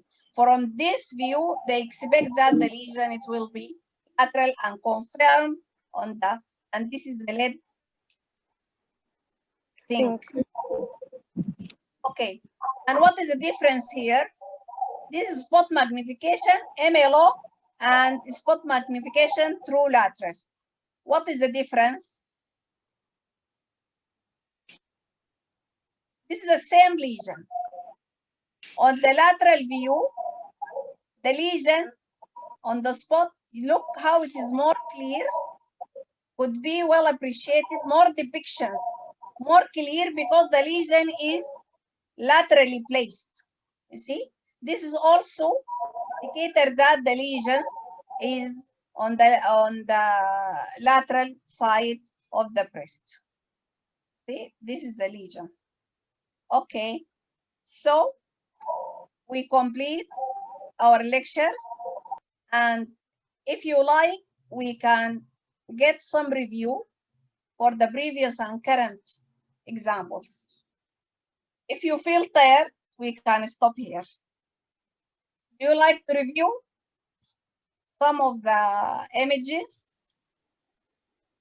Yes, doctor. Yes, of course. Okay, so Yes, last time we talked about mammographic proper positioning, and about the CC and MLO, and what is improper, and these. and the diagnostic quality, we mentioned that previously. They are describes the BGMI, the British one, while the ACR currently they are using the BGAI, the perfect, good, adequate, and inadequate criteria or scoring system, depending on if all perfect, all expected criteria are well depicted, well present, so it will be a perfect image. Otherwise, if the missing is not important, it will be good or adequate, or if we are missing a criteria that reflecting there is part of the breast tissue will not be included, we will say this is an inadequate mammography, and then we have to repeat it. Okay, and new machines like GM machines, they even develop some techniques that can help the patient positioning and make it easier for the technologists to get a good, adequate breast imaging. You see, look for the machines is moving from one side to sides and make it easy for the standing of the patients and accessibility of the technologist for the patient breast and so forth. Okay, so we need to have adequate pectoralis, good inclusions or make sure of inclusion of the posterior glandular breast on the CC as well as on MLO view, and extreme lateral on the CC view, inframammary fold on the MLO view, the nipple in profile in 2 views, medial cleavage, skin cleavage on the CC view, and posterior nipple line within 1 centimeter regarding both views. So what about this image? Is it adequate? Not adequate. Bilateral CC view.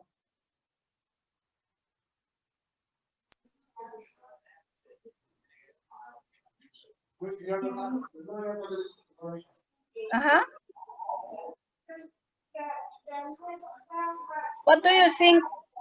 The lateral part of both glands is not adequately What are the visualized, criteria? so What are the criteria for the CC view?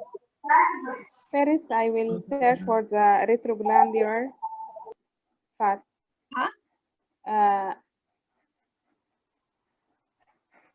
What are the checklists? The checklists are the retroglandular tissue.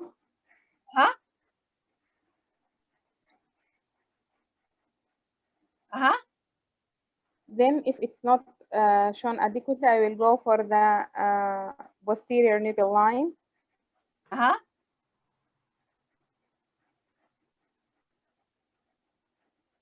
So what do you think about this? How you are going to manage this case? This is your case. Okay, this is the CC view. So you are going to repeat it, you are going to pass it, you are going to do what? You are looking to this CC, how you can going to evaluate? You will put the checklist, your checklist. So tick, tick, tick. The nipple is central. Nipple is central. Okay. Yes. Nipple. Okay, central and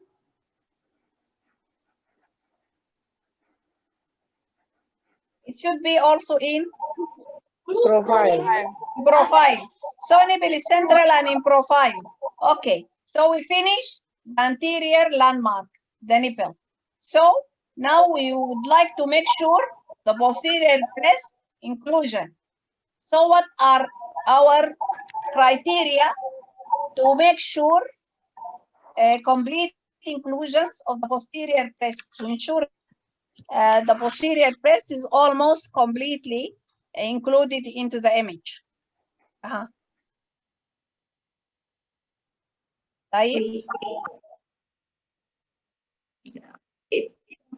Either we see the edge of the pectoral muscle or the retromammary adequate retromammary fat. Okay, so we are looking for the presence of pectoralis. We'll see it in how much percentage? How many percent we could see the pectoralis in the CC view according to the ACR?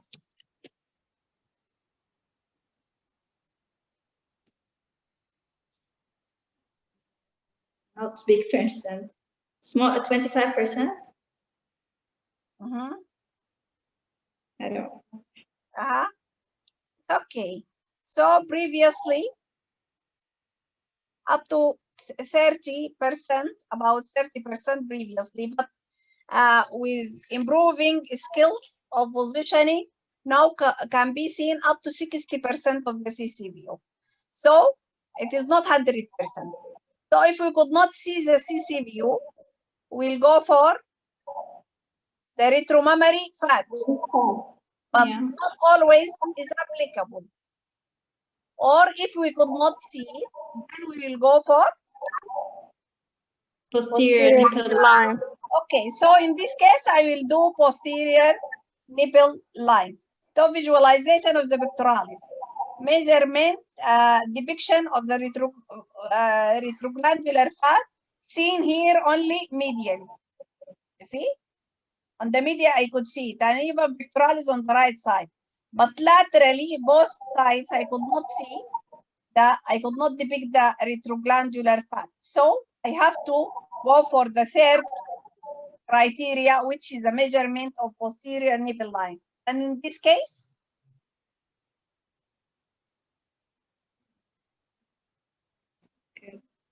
now Optimal. you have to Shows go the both pectoral muscles bilateral and the retroglandular fat is excellent. You are right. It is well aligned nipple, and I could depict retroglandular fat as well as the pectoral muscle. So it is an adequate. And okay, here, what we call this line?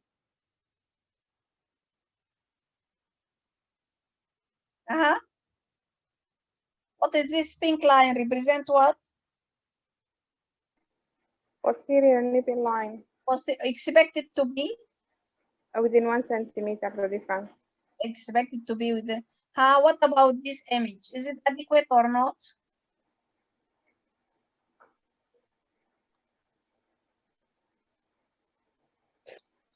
No. It's not adequate. Not adequate. Why? Yalla, quickly. I'm expecting the margin of the pectoral muscle should have the margin cell was seen laterally, but should be at the same level bilaterally and at the same level of the nipple. So on the right breast, it is above the level of the nipple. Excellent.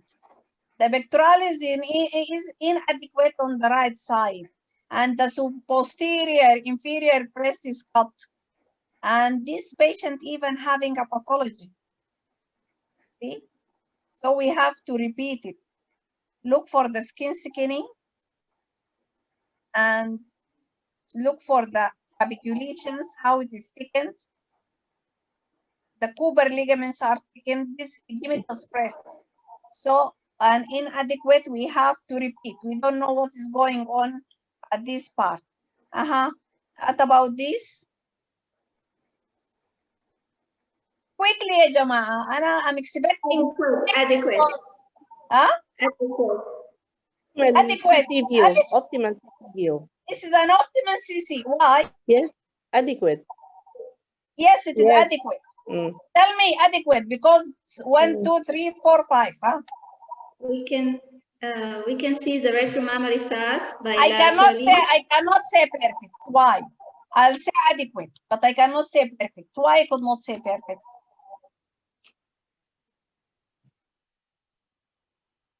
We can see the retromammary fat bilaterally, but on the right we cannot see well the pectoral muscle. No, No. Yes, posterior. I'm happy about the inclusion of the posterior breast both sides. Yeah, I could see up to the end of the parenchyma laterally, and I could see here the pectoralis medially. You see, At the right side, the nipple marker is superimposed on the breast tissue. Excellent. The nipple is not in profile on the right side, so it is adequate because I can see it most of the time. It will be visualized in the other. If it is in profile in the MLO, that is enough. You see, and there is marker, and I'm sure this is a nipple, so I will pass it as adequate, especially if the nipple will be in profile in the other sides. But I will not say the perfect because of the nipples. What about this image? What is the difference between the two images? Same patient. Which one is done first? Was done first, and which one then repeated? And what is the problem? What was the problem?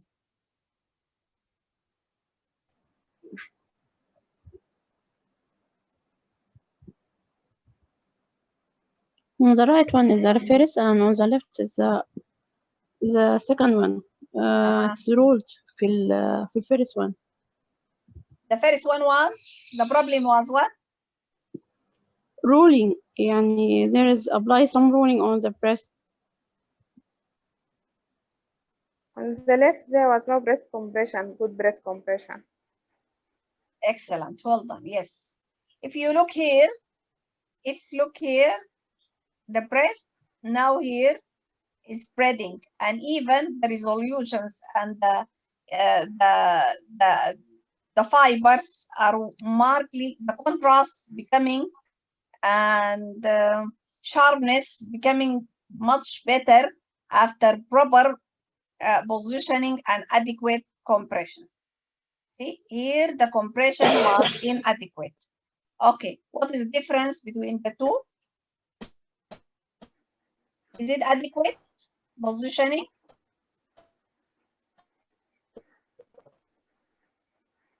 We have seen some before.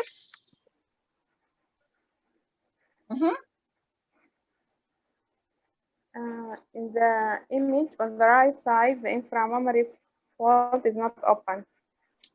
Okay, what else? Only inframammary fold? Nipple is not in profile. No, not only that. No, I'm not talking about the nipple. If you talk about the inferior breast, the posterior part is cut. Yes, posterior and inferior. There are some areas cut. And what about the right one? The left one? Is it proper positioning? Yes. I think no. You think no, you are right. Why? What is going on? What is wrong? You are right.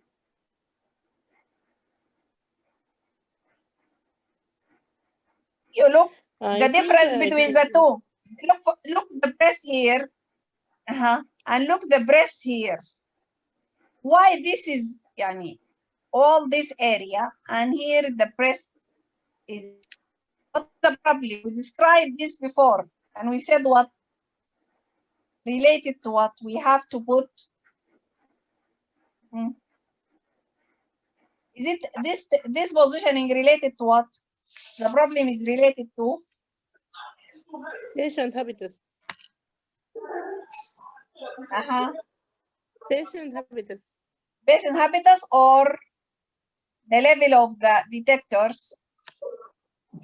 We described last time, we said the detectors should not be much higher, should not be much lower in relation to the breast. Otherwise, either the breast will, if it is be much lower, the breast will be hanging down, or if it is very high, the breast will be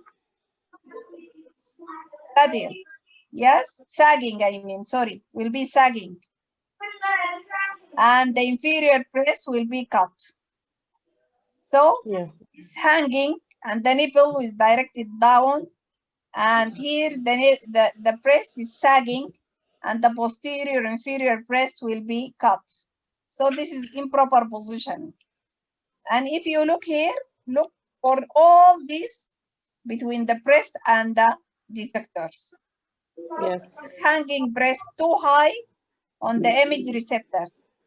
The image receptors is too low in relation to the breast. And what is the difference here? May you close your microphone, please? Excuse me? Huh? What is the difference between the two images?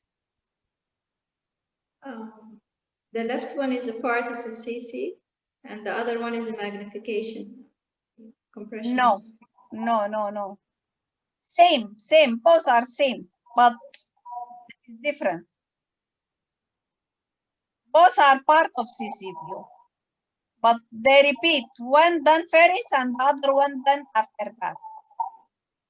Why? Compression. No compression. Just repeat the same image. Why the image is being repeated? What is the difference between the two images?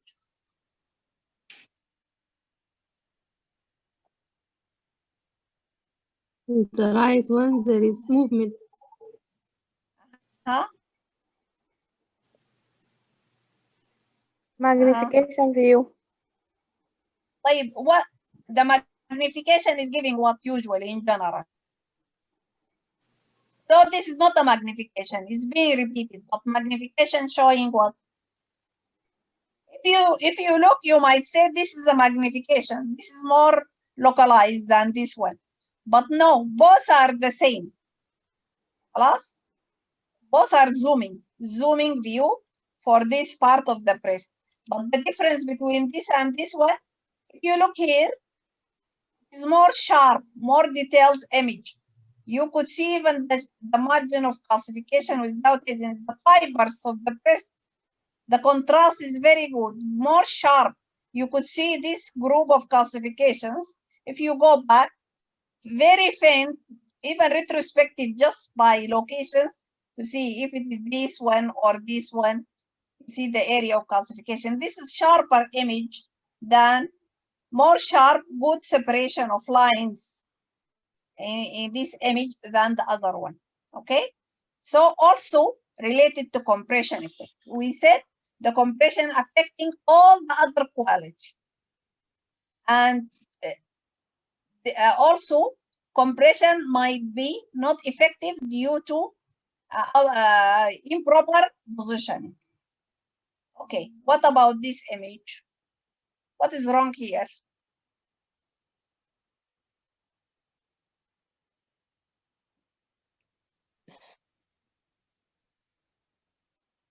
It is not true CC view. Excellent. So it should be a CC view. It is written right CC. So Yeah. is it an adequate CC? No. Why? There is exaggeration of the lateral. Excellent. There is exaggeration of the lateral.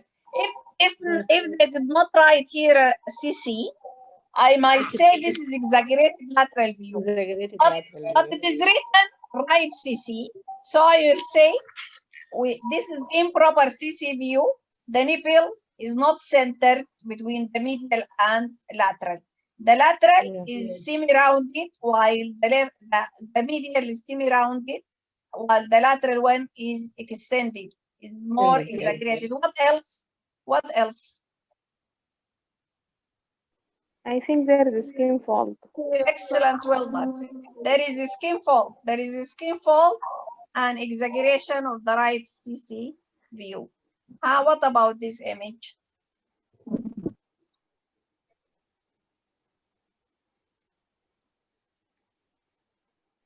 Hanging breast.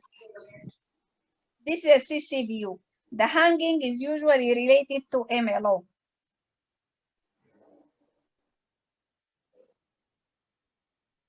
The posterior part of the parenchyma is not shown. No retromammary fat shown. No pectoralis muscle Okay. shown. Medina, Yeah. when you go to evaluate for the Mhm. inclusion of the breast, so you accept the 8 other Mhm. criteria or descriptor, the M equality. Yes. You remember the 8 factors? Yes. One of these is positioning. Okay? Mhm. Yes. But do you accept contrast? Do you accept exposure? No. Do you accept all these? Do you think this regarding the other quality, this is good quality image? Do you No. pass it? Even if you have seen the posterior inclusions, and even if the nipple is in profile, do you accept it? No. So the fault is here, not positioning. The Yes. fault is Exposure and Underexposed contrast. pressure. there is no contrast. This is inadequate contrast, poor contrast image. Mhm. Poor contrast. Yes, the nipple is not in profile, but this is not the issue. Okay, the issue is poor contrast. Is it contrast image? No, not contrast image. And what about this Yes. image? Also. This is not a The matter of Motion, contrast. underexposed. It's more than blaring due to contrast. motion and Underexposed. overexposed. Over or under? Underexposed. Exposed. Only here you can say underexposed, I will accept. You see? But this one, Compression هنا. more هنا than this. underexposed. What Yeah. about Motion this? What about this area? And what about this area? See? No contrast at all. This is other body parts projected over the breast, obscuring the breast. See? Even look for these line and artifacts and this part. These other body parts projecting over the breast make it like this. You have to discard this image and do it again. And this image here, this is very clear. You can tell the problem. Overexposure. Okay, accept it. How you can make sure it is overexposed? If I ask you why it is overexposed, because it is black? Because I cannot see the skin. No. Excellent. You cannot Yes. see the skin. Excellent. Overexposed. We cannot see the skin. What about this image? Which one is first? Which one is second?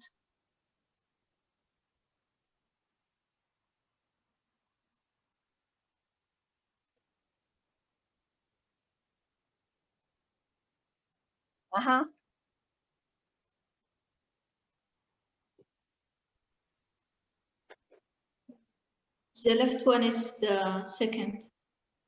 Okay. What is the difference between the two images? The nipple in the left is in profile and on the right is not. And the medial aspect of the breast is included in the left image and it is cut off on the right one. Okay. What else? Yes, you are right. Also, yeah, the posterior aspect also is more, it includes more posterior aspect of the breast on the left image, while there is a cut in the right one. Okay. So obviously the positioning on the left one is much better than positioning on the right. So since the positioning is being affected, it will affect the compression and it will affect the M equality, but here it is subtle. The changes are not much. See? But the main issue, as you described, is the nipple. And when they correct the positioning, everything it will be corrected. What is wrong here?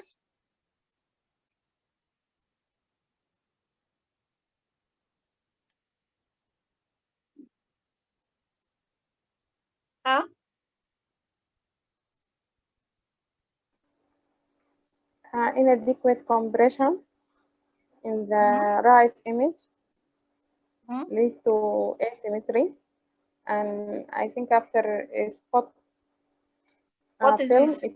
What is this? What is this? It is seen here. That is the one. And this is zooming for that area. Just to magnify this, what does represent?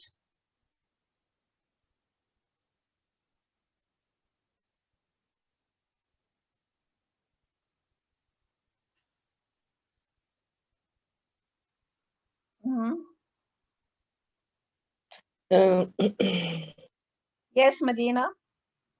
It looks like extra mammary lesion.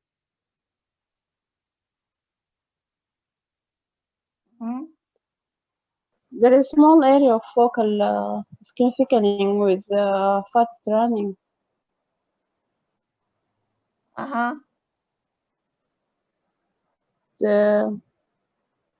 This area, you represent what? These lines. These lines representing what? There are lines. Thin lines, cluster of thin lines making a triangular area. The fulfilled digital mammography artifacts. These are one of the artifacts of fulfilled digital mammography. This is an artifact. بس ما عندي فوكال سكين ثيكنينج هنا superimpose الاريا دي. ما عندي فوكال سكين ثيكنينج. Part of the artifact. Part of the artifact. Part of the artifact. And if you look here, there is something as if there is something outside. So all these are artifacts. Okay. What about this? This image?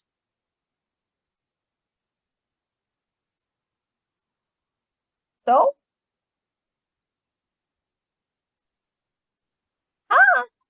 Perfect. Perfect. Yes, excellent. I'm expecting to hear it from the beginning. بقينا مدققين أكتر من اللازم. This is perfect. This is a perfect image. Everything is there. Nipple are centrally in profile of retromammary fats, and there is parenchyma. There is good parenchyma because depiction of retromammary fats in fatty breast in a little parenchyma in these things we cannot, is not applicable. But here is applicable, and even the cleavage on the medial aspect is seen, and the nipple is central in profile. Everything is perfect. So this is a perfect, and this one,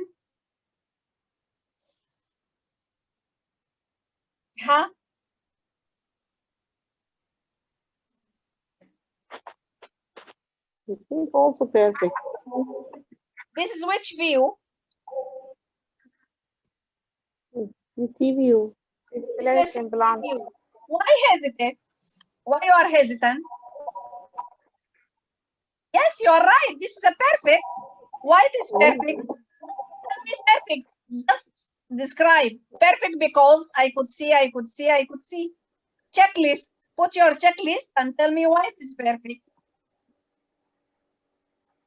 Agree with you. It is, but it is good. I can say it is good. Okay. Why I say good, not perfect? Because in the right breast, I can see extended right. Excellent. Lateral. Well done. Excellent. Excellent. The lateral a little bit. The nipple is not central. The lateral aspect is a little bit more than the medial aspect. That is why it is good. You see, since I could see the posterior breast, even in the medial, I could see the pectoralis central here. Pectoralis in the other part. I could see the skin cleavage medially. I could see the nipple in profile and central on the left side. So it is good. Okay. And in this image,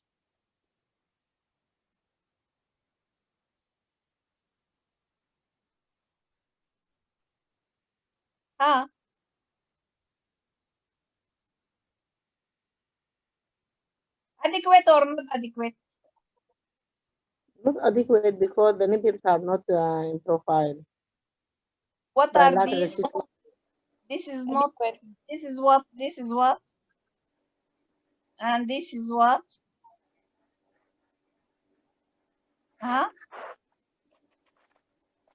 So not only adequate, this is good image, this is good CC.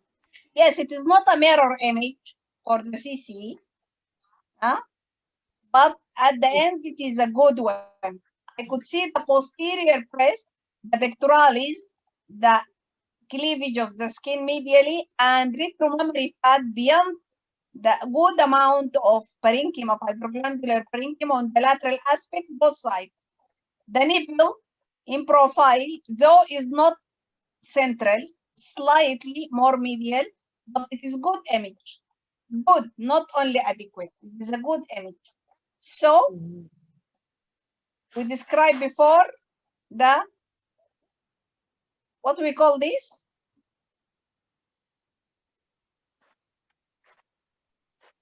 What is this? This is the posterior nipple line. Yeah, and it should be drawn from where to where? Along the axis of the nipple. Along the axis of the nipple, from the posterior aspect of the nipple skin interface to the end of the film, regardless of the presence of pectoralis. If the pectoralis is there, we'll go to the pectoralis. If the pectoralis is not there, to the end of the image. Posterior nipple line. I expect before the image reach, you will tell me this is posterior nipple line. Yes, I'm trying to remind you by this. So, the visualization of pectoralis muscles on the CC view is not a consistently achieved, as we described. Can be seen up to 60%, but not persistent. Previously, 30 to 40, but now up to 60. But so is not 100%.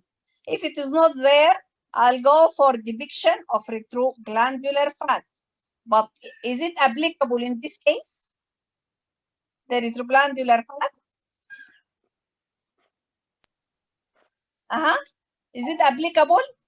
No, it is fatty breast. Yeah, if the breast is completely fatty replaced, so it has no value, the retroglandular fat. Also, if the amount of fibroglandular tissue is moderate, it might also have no value. Or if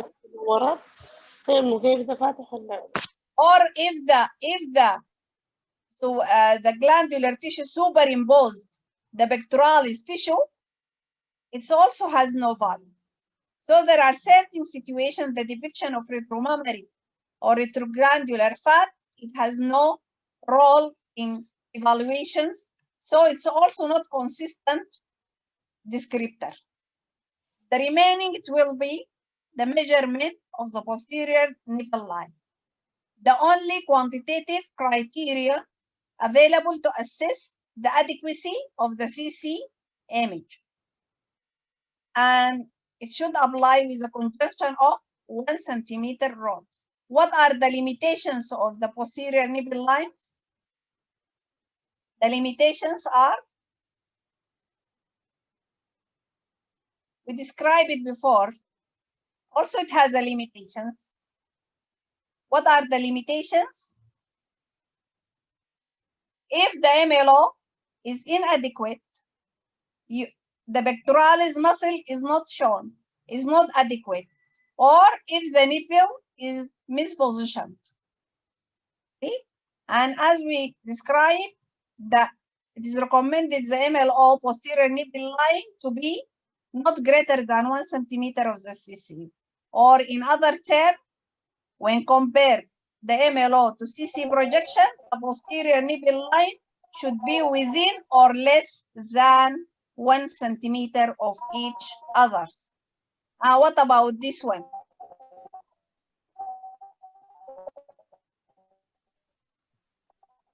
Here, the depiction of retromammary or retroglandular fat is of no value. Why?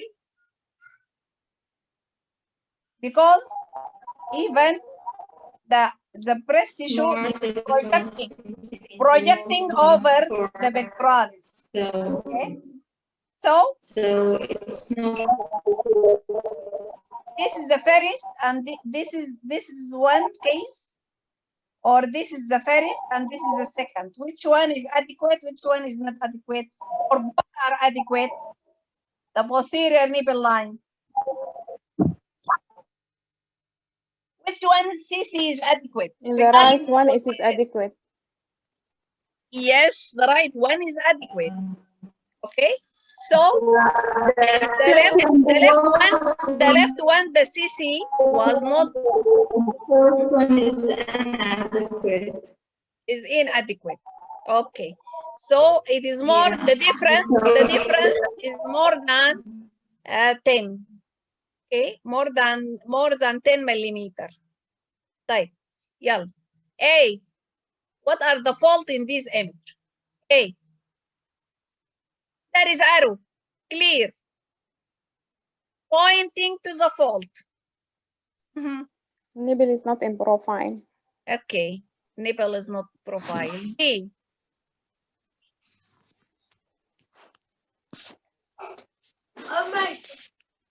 B.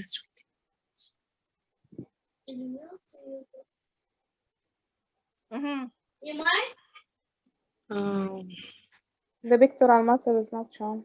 It's not well Pectoral is inadequate. Pectoral is an inframammary fault, both. You see, cut posterior, inferior breast. Okay. C.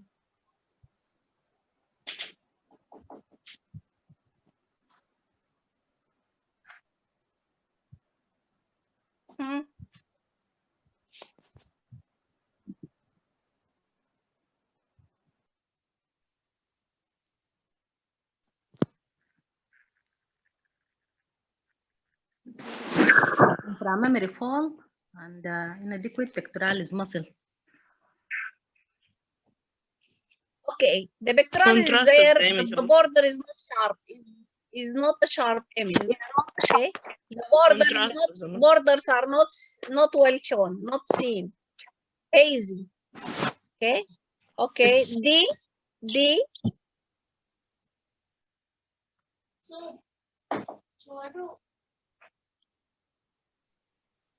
Also, the pectoral muscle is not seen, and the inframammary fold also not seen.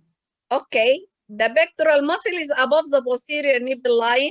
The lower end is above the nipple line, and the inframammary posterior inferior part is cut, and inframammary fold is not seen, or inframammary angle not shown. Okay, E. The lower inferior breast part of the breast is cut. Cut. Okay. F. The inframammary fold is not seen. Inframammary fold not seen. Okay, thank you. Okay. And what about this one?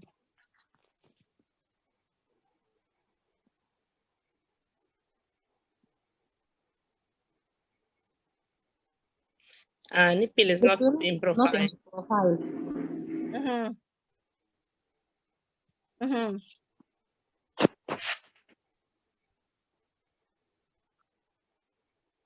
And on the left side, the inframammary fold is not seen, and the pectoral muscle is cut.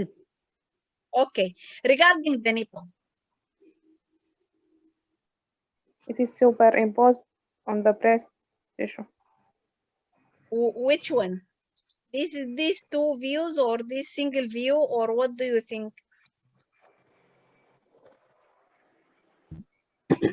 It looks like retracted nipple. Retracted. The left one, the nipple is in the image on the right side. I think the nipple is in profile, but there is a mass. Excellent, well done. Okay, so the left one, the nipple is within the breast, projected within the breast, giving a pseudo mass or a pseudo lesion. While on that, the nipple is there, is in profile. Look here, the nipple. This is the nipple itself. You see? And the inner border, hazy, straight, hazy inner border and sharp because surrounded by air, the outer sharp border. While this, the nipple is here, the inner border, look, the inner border, you see, convex and sharp. This is not the nipple, the lesions, and here is the nipple. Okay? So, this is the MLO for this. This is the nipple on MLO, and that is the lesion projecting higher up on the MLO. Okay? Here, that is the lesions, okay? And this is the real space occupying lesion, and this is a pseudo lesion. There are two patients, and here this is the lesion on ultrasound away from the nipple on the other patients. Well, this cystic space or a cystic space lesion or cystic lesions on the other patients. The first one, it was the pseudo lesion, but this is a true lesion. So we have to be cautious when evaluating these areas. What is this?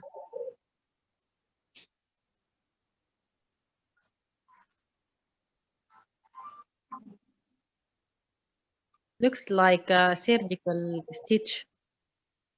Okay. What else? It could be surgical stitch, very big like this. Thick and long. Metallic artifact. Huh? A marker. Okay. Does it add?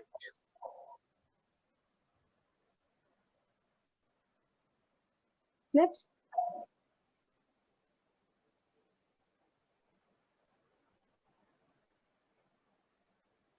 Looks like a wire.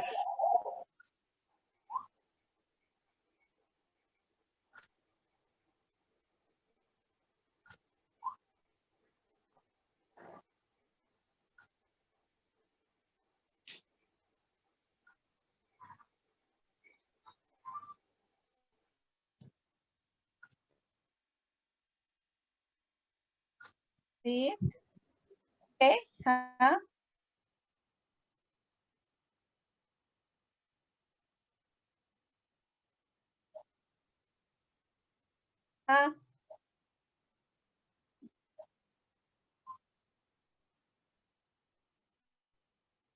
Like, okay. Can you see it now? After the chest X-ray, do you have any suggestion? Pacemaker, maybe. Okay. Surgical wire. Maybe wire.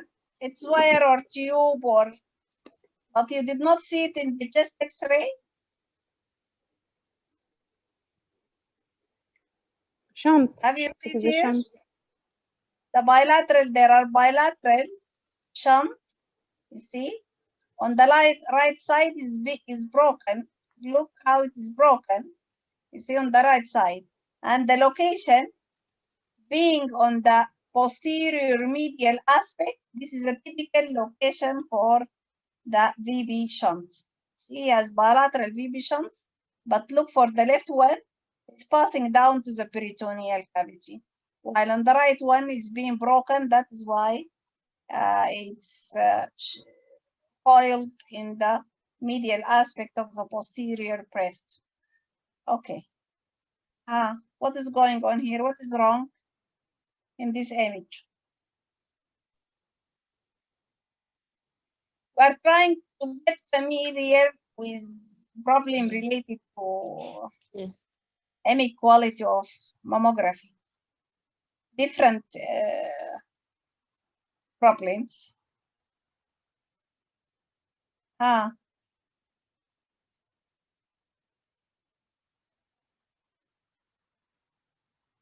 What is this? What is this?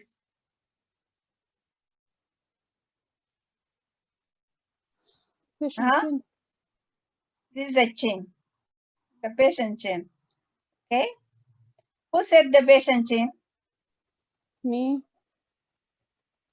Magdalene? Yeah. Okay. This is a patient chin. It's an artifact obscuring the superior part. Okay. And what is wrong here?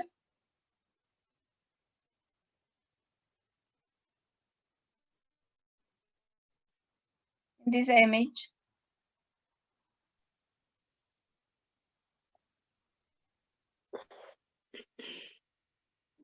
Huh? What is wrong? Did you see the hair as an artifact? Do you see it? Yes, it is superimposed over the pectoral. Yes, that is the one. These lines, you see, like a mesh with intervening lucency. Curvilinear density with intervening lucency due to hair. Densities with intervening lucencies. The depth of the breast. And this image, is it accepted? It is blurred image, maybe due to motion artifacts. Yes, excellent. This is motion artifacts, blurred image. Okay. And this one.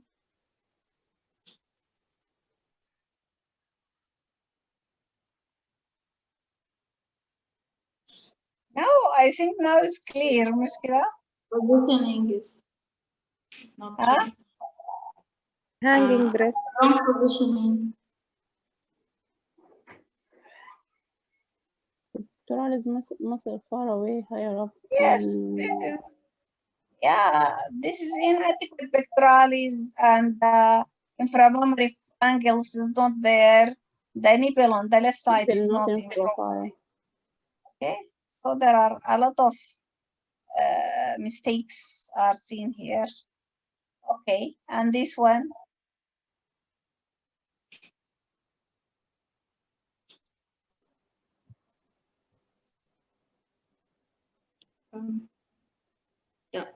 This is our patient. The right breast is underexposed.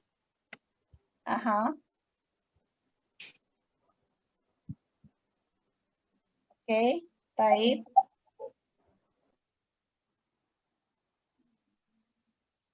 Regarding positioning. The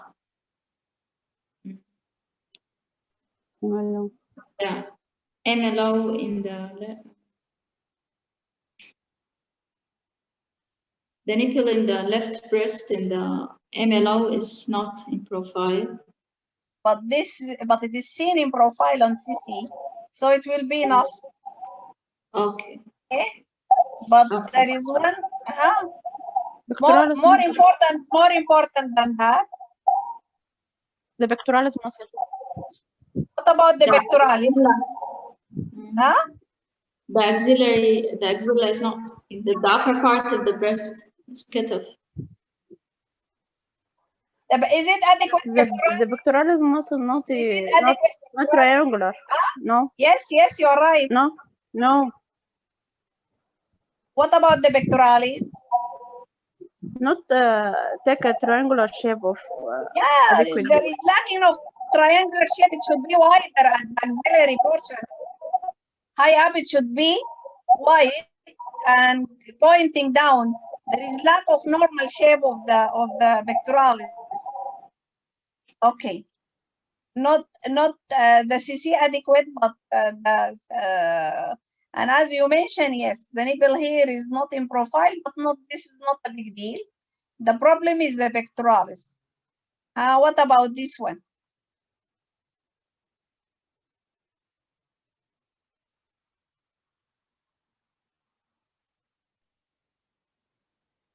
Okay. Also, the pectoralis muscle is at a higher level than the nipple, and the level here it is at the level of the nipple. We said it should be either level or below. This is good. The inframammary fold. It's a good image. This is the inframammary fold. You see, seen in both sides. So this is a good image, adequate. And this one,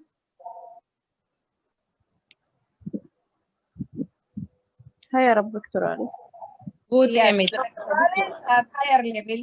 So it is straight borders, it is triangular, giving a V shape, but above the level of the posterior nipple line. So inadequate now.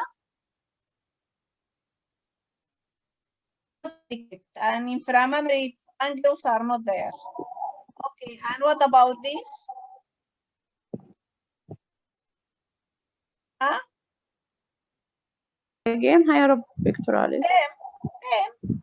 Look for the posterior, and this one is a good one. Compare it with that one. Look here and look for this one. The pectoralis is triangular and down. And this CC,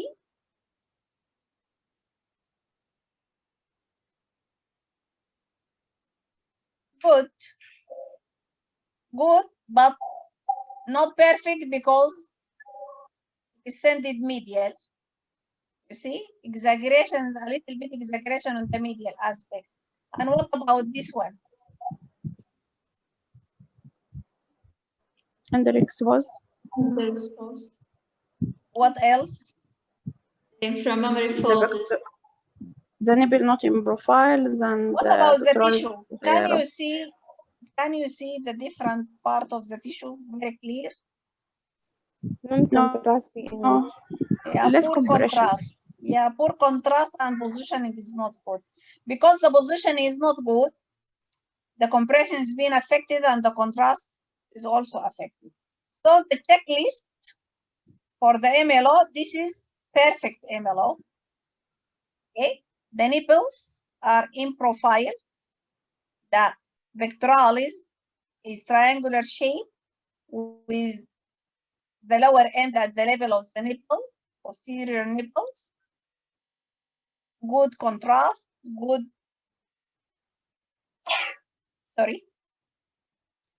posterior nipple line should be within 1 centimeter. The muscles, we describe it, and we said that the densities of the tissues well separable, you see, very good contrast, and center the image above 2 centimeter above the nipples. This is good at the end. It is a good good MLO. So the mammographic clinical image quality criteria of the CC is descriptor for optimum CC positioning criteria according to the SCR are pectoralis muscle visualized, we said, in 30 to 40% previously, but with new positioning skill, they mentioned that up to 60%. Retromammary fat should appear as dark line stripe on the X-ray behind that. Behind it should be possible to make out the pectoral muscles. When the muscle is not included, the measurement of the posterior nipple line should be done and should be within 1 centimeter or less than the depth on the MLO. Medial versus lateral should not be exaggerated. Nipple should be depicted in profile and should be centered. See? So the checklist, this is adequate CC view with posterior nipple within 1 centimeter of the MLO, nipple perfectly centered and in profile, straight, no fault, no artifact, good compression, good separation densities, sharpness, good contrast. Let us go back to the first image. What is the difference between these two views?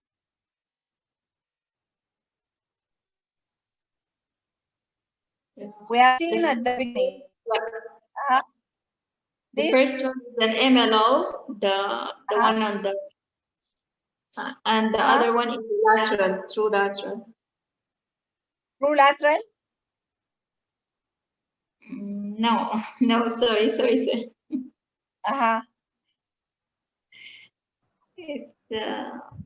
extended lateral CCV. Extended lateral. Extended lateral view. Yes. And this is intramammary lymph nodes. You see in the lateral extended view, and this region was intramammary lymph nodes. Okay. So this is our patient, 50-year-old lady, and this is her screening mammography. Can you see any abnormality here?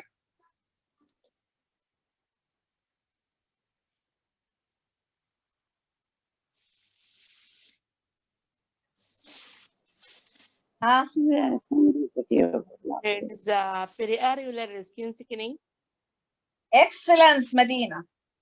There is periareolar skin thickening. Well done. What else?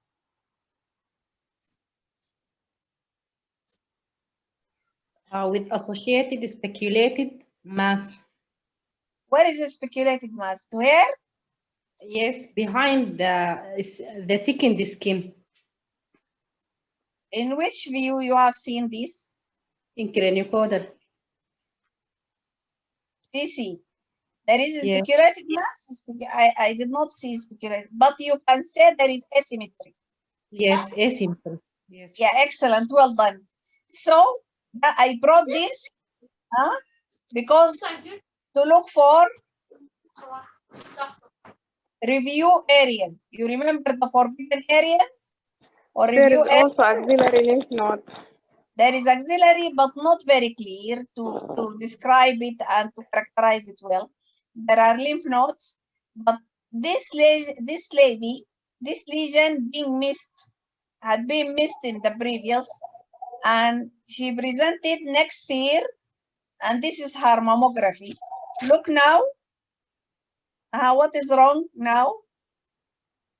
More or less, slightly more the skin thickening, but the asymmetry, the focal asymmetry is getting larger. So this is, we'll call it what? Developing asymmetry. Developing, yeah, okay. Can you compare the previous with the current? Look here, that was the focal asymmetry, and look for the asymmetry now. With more or less the skin thickening looks the same. So one of the review area we have to look is retroareolar or subareolar regions. Okay. Can you see this mammogram? See, there is arrow here. You might see regarding this area, this density a little bit more. It can be superimposed tissue versus a lesion. What is next? What should be the next? Where? This is at what locations? What's locations this lesion? What are the locations on the mammography? Medial. Medial. Medial. Medial. Yes, medial. Medial. We have to describe more. Medial what? And intermediate or middle depth. To describe it according to it's almost near to the end of the gland. If you draw the curve here in the posterior breast, you see, in the posterior, because this is CC view. This is the posterior breast. Okay. So what should be the next? Compression. Okay. Compression. So this is a second view, spot magnification compression view, and it demonstrates mass, speculated mass. Speculated mass. So if you go back, you don't think it will tend to be cancer. See? You might see it as something very faint, subtle, easy to be overlooked. Okay, now you remember the difference between these views, This is CC view, CC view. CC, CC views. Extended lateral. Would you please close your microphone? There is one child is talking behind you. CC view. And this? Lateral. Lateral, true lateral. And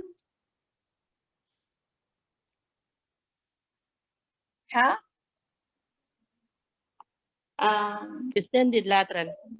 Exaggerated lateral. And this? MLO. MLO. So now this is cancer located in MLO and extended lateral, not seen on CC or through lateral view. Okay. What is going on here? This is obviously look like this view. MLO. MLO. And this? CC. CC. So there is something here not well appreciable on CC view. But these are spot magnification view. So the spot magnification view demonstrates, and definitely this spot magnification view, it will not be a CC view.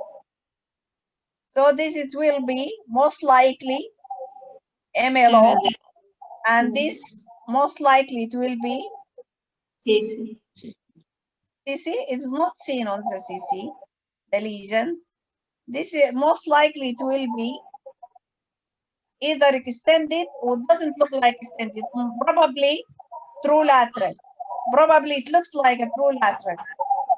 So it's suspicious lesions. So this is mediolateral subtle architectural distortion or asymmetry. The posterior peripheral part of fibroglandular tissue. BCC view failed to show the junction between the fibroglandular and retromammary fat. It's not shown here, a retromammary fat. That is why we could not see these the posterior lesions. They may describe that though it was within 1 centimeter depth of the MLO. So not always, even if it is not, if it is beyond 1 centimeter, if the lesion is less than 1 centimeter, can be still missed. You see? And the mammogram thus would be considered technically adequate. CC and D spot compression of MLO on CC and lateral exaggerated. I told you either exaggerated view or true lateral view, because on the CC view it was not seen. So it is seen more posterior and lateral here, and the lesion proved to be small invasive cancer. So just if you go back even looking here, you might pass it. You see? Very subtle. The changes are very subtle. But we have to be cautious while reading mammography. And if you look here, this is comparison of initial and repeat MLO. Plus the importance of adequate compression. This is, if you look here, the compression was not good as seen here. If you see the pectoralis, there is fault here, and the pectoralis was not sharp. Look how when the pectoralis here is more sharp, and even the separation of line here, this is more sharp image, more contrasty image. That is why could appreciate the speculated mass here. If you go retrospective, it was not very clear on the previous. So adequate mammography is really important. We have to have a good image to make sure. So diagnostic quality, diagnostic quality, diagnostic quality. Continue improving skills of breast positioning of your mammographer and improve the diagnostic quality. And put these criteria, all these criteria, make it and put it for your technologist to revise before sending the image for you. And for you, you can revise it with them. Okay. So at the end, mammographic clinical image quality, we have to complete breast. We have to visualize the complete breast tissue within 2 projections to optimize positioning, will enhance image quality, ensure optimal amount of tissue inclusion, adequate exposures, high resolution, proper compressions, appropriate exposure factors for the breast of different breast tissue as we described also, and the nipple should be in profile at least in 1 projections, and any missing of breast tissue can be considered as failure, and supplementary views sometimes might be needed, and we have to do it when required. And digital mammography must be close to true size as possible without magnification or magnifications. And both screen film and digital mammography should be labeled by MQSA required identification information, and interpreting physician must review and approve the image submitted, and these should be a procedure in place to follow when image do not meet the established clinical standard. The quality of the mammogram should be assessed, and if not optimal, we have to repeat it. Okay. Okay, thank you. And just to remind you, positioning has been cited as the single most important factors in optimizing mammographic image quality, and the variability in positioning have even greater effect on mammography than other tissue in the body. And thank you very much. أشكركم على صبركم، ومعليش اليوم طبعا النت رجع عمس، ففي بعض السلايدز حتى تنظيف الليكتشرز يعني ما كان الزمن كافي، ففي درافت حتى within البرزنتيشن، فنستميحكم العذر